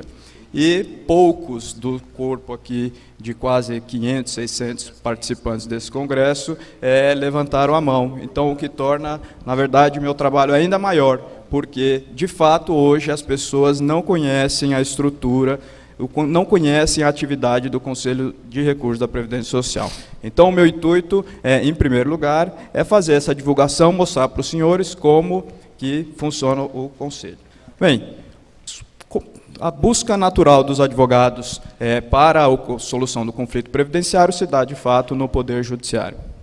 Entretanto, qual é o cenário atual na solução dos conflitos previdenciários? Vocês todos estão conseguindo ler? O Judiciário, o Poder Judiciário, está extremamente sobrecarregado, com um imenso volume de ações previdenciárias existente hoje. E aí nós temos dados do Conselho Nacional de Justiça, somente referente à Justiça Federal da Terceira Região, e nós temos aí aproximadamente, julgados o ano passado, 410 mil processos, e com um acervo aí de mais de 1 milhão de processos a serem julgados. Isso nós estamos falando só na Justiça Federal da Terceira Região, que é o lugar comum de busca da solução da matéria do conflito previdenciário. Então, diante disso, e da recente decisão, que já foi até exposta aqui, do STF, recente não, porque faz praticamente um ano, o recurso extraordinário 631-240 de Minas Gerais, em que o Supremo decidiu que há necessidade do prévio requerimento administrativo, embora saibamos que não há necessidade do exaurimento da via administrativa para o ingresso na ação no Poder Judiciário, na ação previdenciária, eu acho que esses dois elementos convergem para se buscar a solução na seara administrativa. Então, o que é o CRPS? Conselho de Recursos da Previdência Social é órgão colegiado com representantes dos trabalhadores, empresas e governo, com atribuição de revisar, reexaminar os atos do INSS, com controle jurisdicional das decisões do INSS, nos processos de interesse dos beneficiários e das empresas. Então, as ações que os senhores hoje apresentam para concessão de benefício, revisão de benefícios, muitas delas podem ser apresentadas perante o próprio CRPS, de forma que certamente obterão êxito nessas ações. E das empresas também, as empresas hoje vêm buscando o CRPS como alternativa à solução de algumas questões, em especial a caracterização do benefício acidentário, da espécie acidentária dos auxílios-doença, de forma que também o órgão competente para fazer o julgamento é o CRPS. Então, qual a estrutura do CRPS hoje? Nós temos 29 juntas de recurso sediadas em todo o território nacional. No estado de São Paulo, nós temos 3 juntas de recurso, 2 delas aqui na capital, 13ª, 14ª junta de recursos aqui na capital e a 15ª em Bauru. Nós temos 2 composições suplementares que funcionam em São José do Rio Preto, uma em Santo André e outra em São Bernardo do Campo. Então, uma estrutura consegue abarcar bastante o estado de São Paulo, com competência para julgar as decisões proferidas em sede do INSS, em primeira instância, o recurso ordinário. 4 câmaras de julgamento, sediadas em Brasília, com competência para julgar o recurso especial contra a decisão da Junta de Recursos. Nós temos também composições suplementares, uma delas aqui no estado de São Paulo, Paraná, Minas Gerais, Rio de Janeiro e Rio Grande do Norte. E o Conselho Pleno, que é formado pelos conselheiros titulares das câmaras de julgamento, com a atribuição de julgar, em última instância, eventual conflito que chegue lá, preenchidos os pressupostos, que nós vamos tratar adiante, e para pacificar as matérias no âmbito do CRPS. Então, quem são os integrantes hoje do Conselho? Nas câmaras de julgamento nós temos 105 conselheiros, e aí dá para verificar a divisão equânime das representações, trabalhadores, empresas e governo, e 505 conselheiros em âmbito de junta de recursos. Para avaliar como que nos últimos anos o CRPS tem atuado aí na solução. Então, trouxe alguns números aí para os senhores observarem. Me permitam aqui fazer a leitura. O ano passado, nós julgamos, efetivamente, 402.365 processos. Bastante significativo. E nós vemos observando o aumento significativo da procura pelo Conselho de Recursos nessa solução. Até o primeiro semestre desse ano, 2015, nós julgamos 221 mil processos ao todo. E, fazendo a projeção para esse ano, certamente nós vamos ter aí o aumento do quantitativo de recursos julgados. Aí eu trouxe essa informação aí para vocês observarem a evolução dos julgamentos. Fazendo a projeção, como eu disse anteriormente, certamente nós teremos um aumento do quantitativo de processos julgados. Bem, fase do processo administrativo. O processo administrativo, no âmbito da Previdência Social, se inicia a partir do requerimento do benefício, que aí já foi falado aqui, pelos canais remotos ou presencialmente, e a partir da apresentação do requerimento e da documentação correspondente no INSS. Em seguida, nós temos a fase instrutória, em que são apresentados os documentos, e aí reitero aqui as palavras anteriormente ditas, no sentido de que, muitas vezes, essas prerrogativas que os senhores têm de buscar, requerer a produção de provas, não são feitas em nenhum momento do processo, o que dificulta, por vezes, para fazer a comprovação do direito do segurado. E a fase decisória, em que o INSS profere a decisão. Então, em seguida, antes de os senhores ingressarem ao judiciário, que, em tese, já poderiam ingressar com a eventual decisão denegatória, nós temos o Conselho de Recursos da Previdência Social, que vai aí reexaminar todas as decisões. Bem, em primeira instância, o recurso ele é denominado recurso ordinário contra as decisões do INSS. O recurso será encaminhado para uma das juntas de recurso. A competência da junta é local. Então, hoje, o processo é distribuído. São Bernardo, por exemplo, julga processo da região de São Bernardo, Bauru, da região de Bauru, de forma que aqueles que estão exercendo as atividades, de fato, conheçam a realidade local para que possam proferir a decisão. Em segunda instância, proferida a decisão da Junta de Recursos, cabe recurso especial, que vai para as câmaras de julgamento que ficam em Brasília ou aqui também no Estado de São Paulo, como existente, os recursos daqui prioritariamente vão para cá. O que nós temos observado nessa atuação? Eu fui presidente de junta, presidente da 14ª Junta de Recursos aqui em São Paulo, fui presidente de Câmara de Julgamento, 3ª Câmara de Julgamento, e observava que muitos desses procedimentos, muitas dessas alegações, requerimento de provas, não era feito pelos senhores. E isso torna o trabalho mais difícil.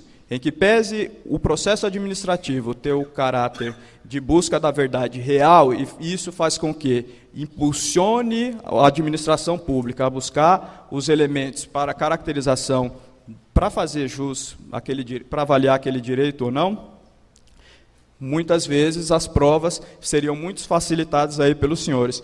A palestra do Dr. João foi interessantíssima no sentido de que poucas vezes, ou nenhuma vez, eu observei requerimento no sentido de quesitação para a perícia médica do INSS nos casos de benefício por incapacidade.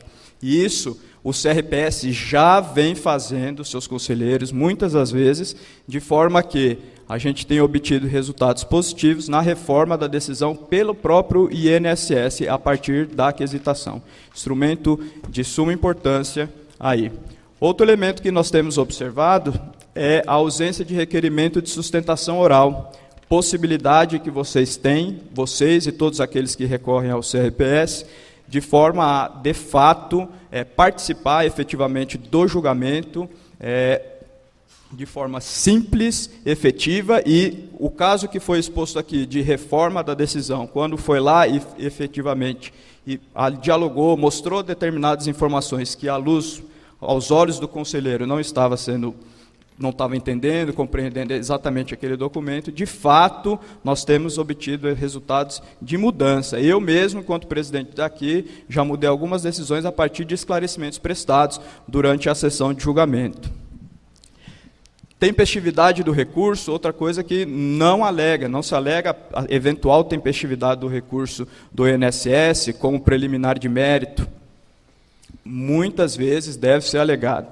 O fato é que a gente vem observando a pouca atuação tímida dos advogados, em especial aí no CRPS, porque acham também que não tem uma efetiva revisão dos atos.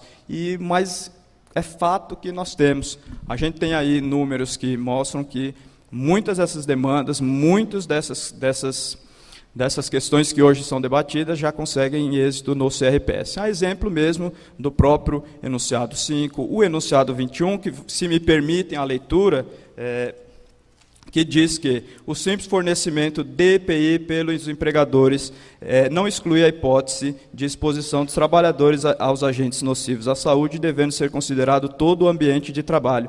Esse enunciado, pasmem os senhores, é de 99. E o STF, somente o ano passado, proferiu decisão que vai no mesmo sentido. A súmula 9, o enunciado 32, é isso mesmo? Súmula 9 da TNU, é bem depois, é bem posterior. Então, o CRPS já vem, de fato, fazendo a avaliação e proferindo decisões favoráveis às pessoas que buscam ele.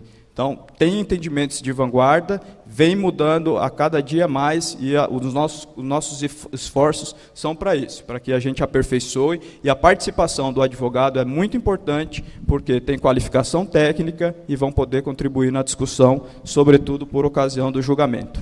Das decisões das câmaras de julgamento, não cabe mais recurso.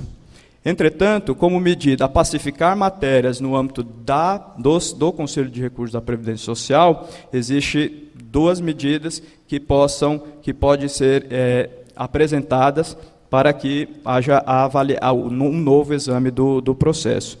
Uma delas é a uniformização de jurisprudência no caso concreto, que há a possibilidade de reforma, como o próprio nome diz, no caso concreto, que pode ser apresentada quando há divergência entre decisões entre matérias de câmaras de julgamento ou quando de alçada das juntas de recurso, e uniformização em tese de jurisprudência, quando alguém da estrutura do Ministério, da estrutura do CRPS, da estrutura do INSS, percebe que determinada matéria precisa ser pacificada de forma que todos da estrutura participem, aliás, tenham o mesmo entendimento sobre aquela matéria.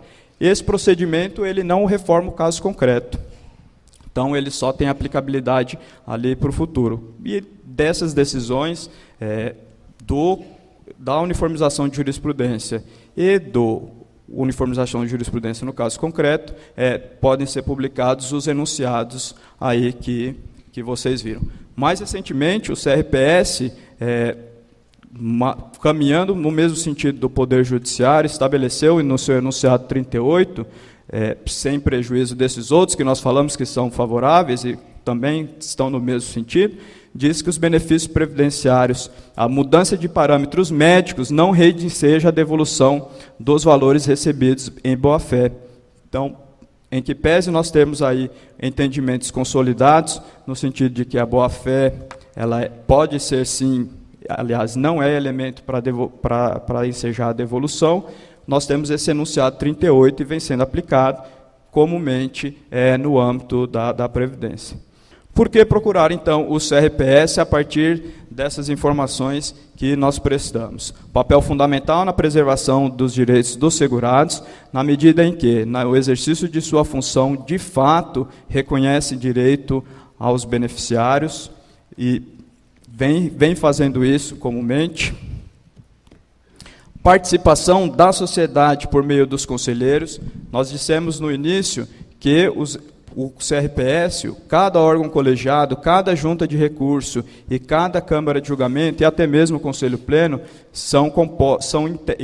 integram esses órgãos representantes da sociedade civil, trabalhadores e representantes da empresa, cuja participação é de extrema importância e contribuem para o debate juntamente com os membros do governo.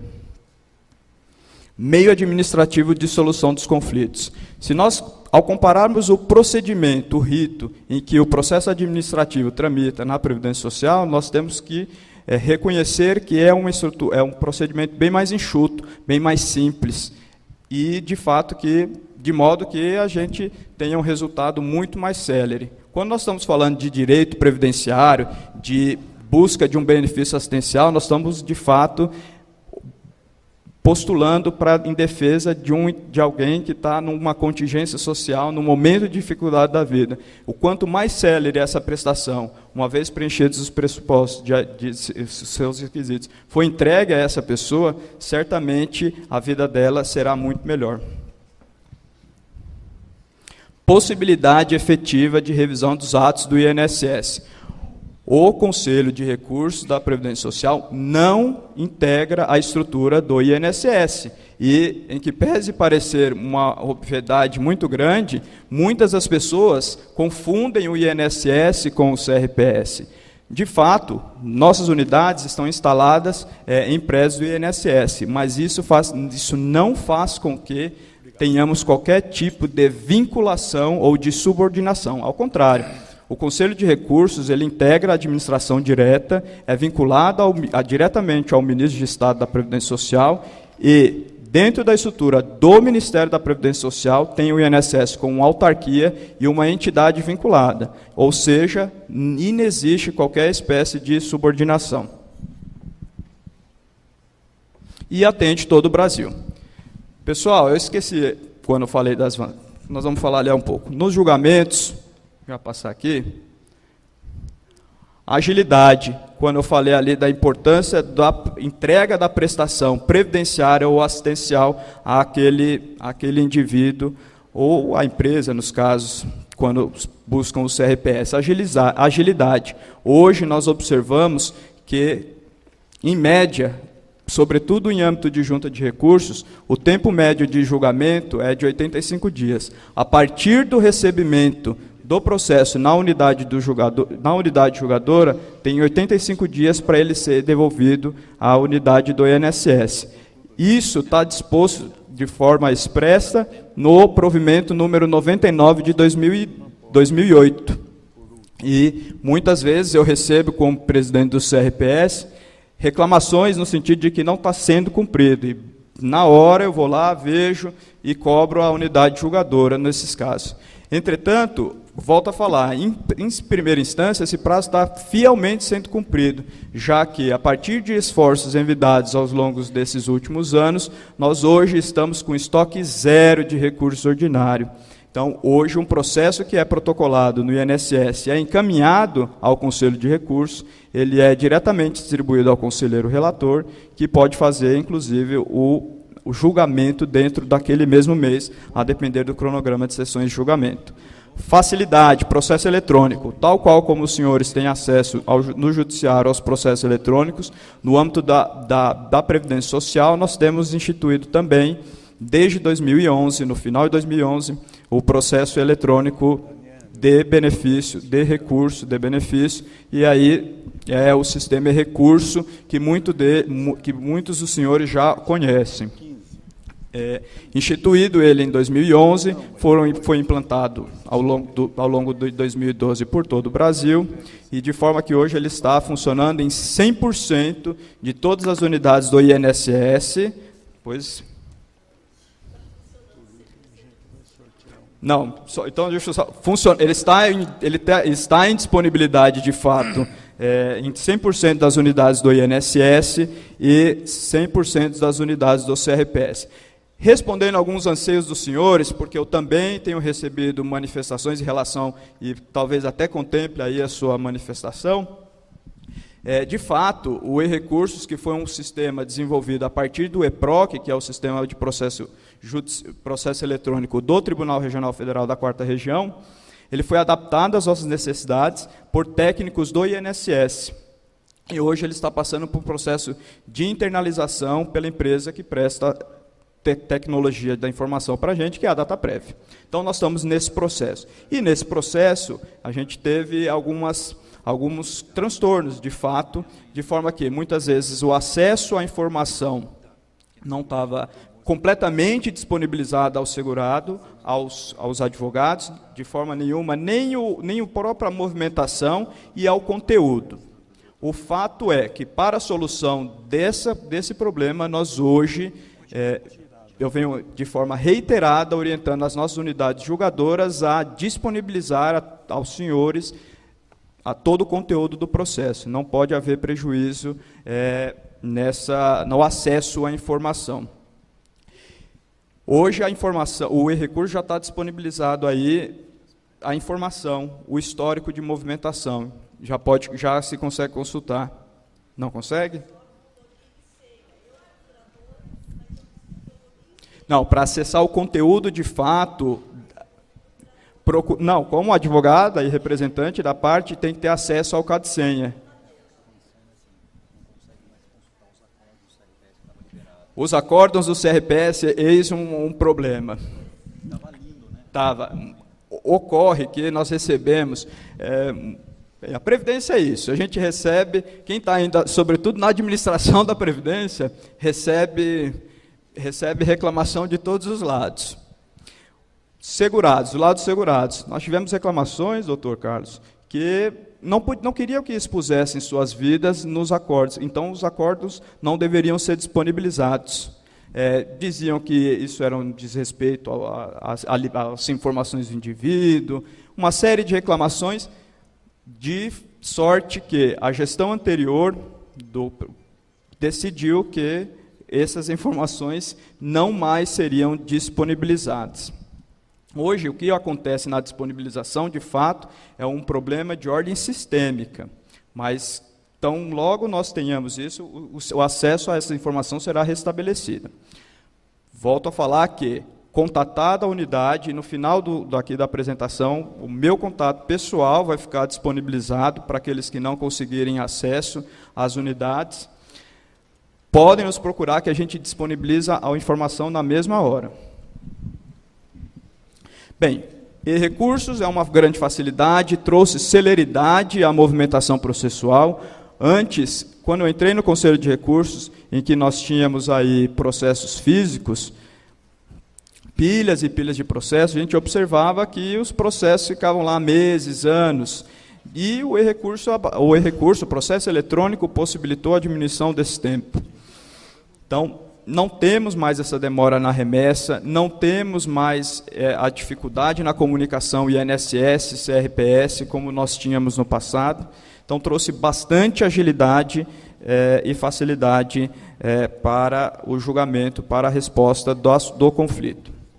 E participação por videoconferência. Muitos dos senhores, e alguns eu até reconheço, porque militam já na seara administrativa, não fazem requerimento de sustentação oral. E a sustentação oral, falei lá que é um meio de se discutir com os conselheiros diretamente aquela questão e, às vezes, elucidar os casos, como já foi exposto aqui em diversos momentos. Não precisa a gente se deslocar daqui de São Paulo até Brasília para ter essa sustentação, para ter esse direito assegurado. Hoje, nós temos equipamentos de videoconferência em todas as unidades, do Brasil, e essas unidades estão aptas a fazer a comunicação entre elas. Então, a participação por videoconferência é um grande avanço no âmbito do processo administrativo, e ela vem sendo utilizada até de maneira tímida. Em média, eu observo lá que a gente tem 20, 30 sustentações orais no mês, ali com a direção central, quando tem esse canal de comunicação. Mas ela pode ser bastante utilizada, é um meio hábil, e todas as nossas unidades já estão preparadas para receber essa demanda. Documentos digitalizados no aspecto da economia. O insumo, o papel, essa tramitação, essa parte logística, requerem o uso, não é? O custeio dessa movimentação. Os documentos digitalizados, em que pese também exigir uma espécie de custeio, são muito menores frente aos processos, aos documentos digitalizados. O acompanhamento do processo via internet, que facilita, está um pouco momentaneamente prejudicado, mas, como eu disse aqui, é um compromisso de, tão logo seja disponibilizado, esse acesso vai ser plenamente restabelecido. Não há custo, não há custo no processo, não tem custa processual envolvida, é um procedimento, todo o rito, ele, ao longo da sua tramitação do processo administrativo, é 100% gratuito aos interessados. E o baixo custo da administração pública, que também é um anseio da sociedade no sentido de otimizar seus recursos. E quando nós estamos falando em otimização dos recursos, nós estamos falando aí, de forma transparente, que nós temos, o Conselho de Recursos tem um gasto de 17 milhões com os servidores, com os conselheiros 20 milhões aproximadamente no julgamento, isso são informações de 2014, e nós temos um custo médio aí por decisão de R$ 92,97. Então, a administração pública vem empreendendo esforços para mostrar para a sociedade a otimização dos recursos também. E se compararmos aí o custo do processo judicial com o custo do processo administrativo, a gente tem aí, segundo o Instituto Brasiliense de Direito Público, que o custo médio do processo judicial é de R$ 2.369,73, e o custo médio do processo no âmbito administrativo é de R$ 371,89. Isso considerando que no decorrer do processo, nós temos a possibilidade de ter até 4 vezes uma decisão paga para o conselheiro. Então, no momento da produção probante, às vezes, pode ser feita a diligência de forma que ele tenha aí o pagamento recebido. Qual que é a visão de futuro para o Conselho de Recursos da Previdência? Fortalecimento do CRPS por meio de sua divulgação e atuação, divulgação como essa que eu tenho feito, em oportunidades para falar para todo tipo de público, advogado em especial, para que busquem o CRPS como, de fato, um mecanismo, um meio de solução desse conflito em matéria previdenciária, e por meio da sua atuação também. Os senhores são extremamente... Aliás, para ser advogado, precisa passar por um exame de ordem, precisa estudar durante 5 anos, significa que nós temos, de fato, capacidade técnica mais do que o segurado sozinho para poder fazer a tratativa do processo. Então, A discussão, o debate, a participação dos senhores é de fundamental importância para a atuação do CRPS, de forma a consolidar seus entendimentos. A ampliação das funcionalidades do processo eletrônico. Hoje, nós temos um convênio com a OAB Federal, Ministério da Previdência Social, INSS e CRPS, para que, em breve, os senhores acessem o processo, interponham o recurso diretamente de casa, por meio da certificação digital, de forma que não mais precisarão ir nas agências, enfrentar algumas dificuldades. Isso. Eu assinei o convênio faz tempo. Pois é, dificuldades tecnológicas, doutor Carlos. Fiz a reunião. Foi na gestão do ministro Garibaldi que foi feito isso. O ano de quê? 2 anos atrás. Mas agora, em dezembro, agora eu voltei lá no INSS para resolver isso. Pediram mais 6 meses e já foi de novo. Eu sei que a questão toda, doutor Carlos, é de fato essa questão do processo de internalização, mas o compromisso fica reiterado e nós estamos, de fato, envidando extremos esforços para que essa funcionalidade, porque sobrecarrega não só vocês na atuação, mas também a própria INSS na atuação. Tem que tirar. E, certamente, com efeito de medidas como essa, nós teremos aí a redução da demanda judicial na esfera previdenciária. O ideal, de fato, é que toda a matéria, quando reiteradamente colocada em discussão, seja reavaliada no próprio âmbito da Previdência Social, de forma que não mais haja necessidade de se instauração de nenhum tipo de processo, seja ele judicial ou administrativo. De forma que, embora presidente do Conselho de Recursos da Previdência Social, eu venho falando da importância do reconhecimento inicial em todas as fases, e aqui retomar uma colocação do doutor Tipó. Leiam a instrução normativa. Muitas vezes a solução dos problemas lá, corroborada aqui pelo doutor Carlos, está na própria instrução normativa. Não é incomum nós utilizarmos, no âmbito do CRPS, não obstante não estejamos adstritos a essa orientação, a própria instrução normativa como fundamentação para reconhecer os direitos. Então, leiam, estudem a instrução normativa, de forma que, sequer esse processo precise ir para o recurso. Como prometido, me coloco inteiramente à disposição no aperfeiçoamento do sistema público de previdência social, nesses questionamentos, nessa dificuldade de acesso aos processos. O nosso compromisso é de aperfeiçoar, de aprimorar os serviços para a população, para toda a sociedade.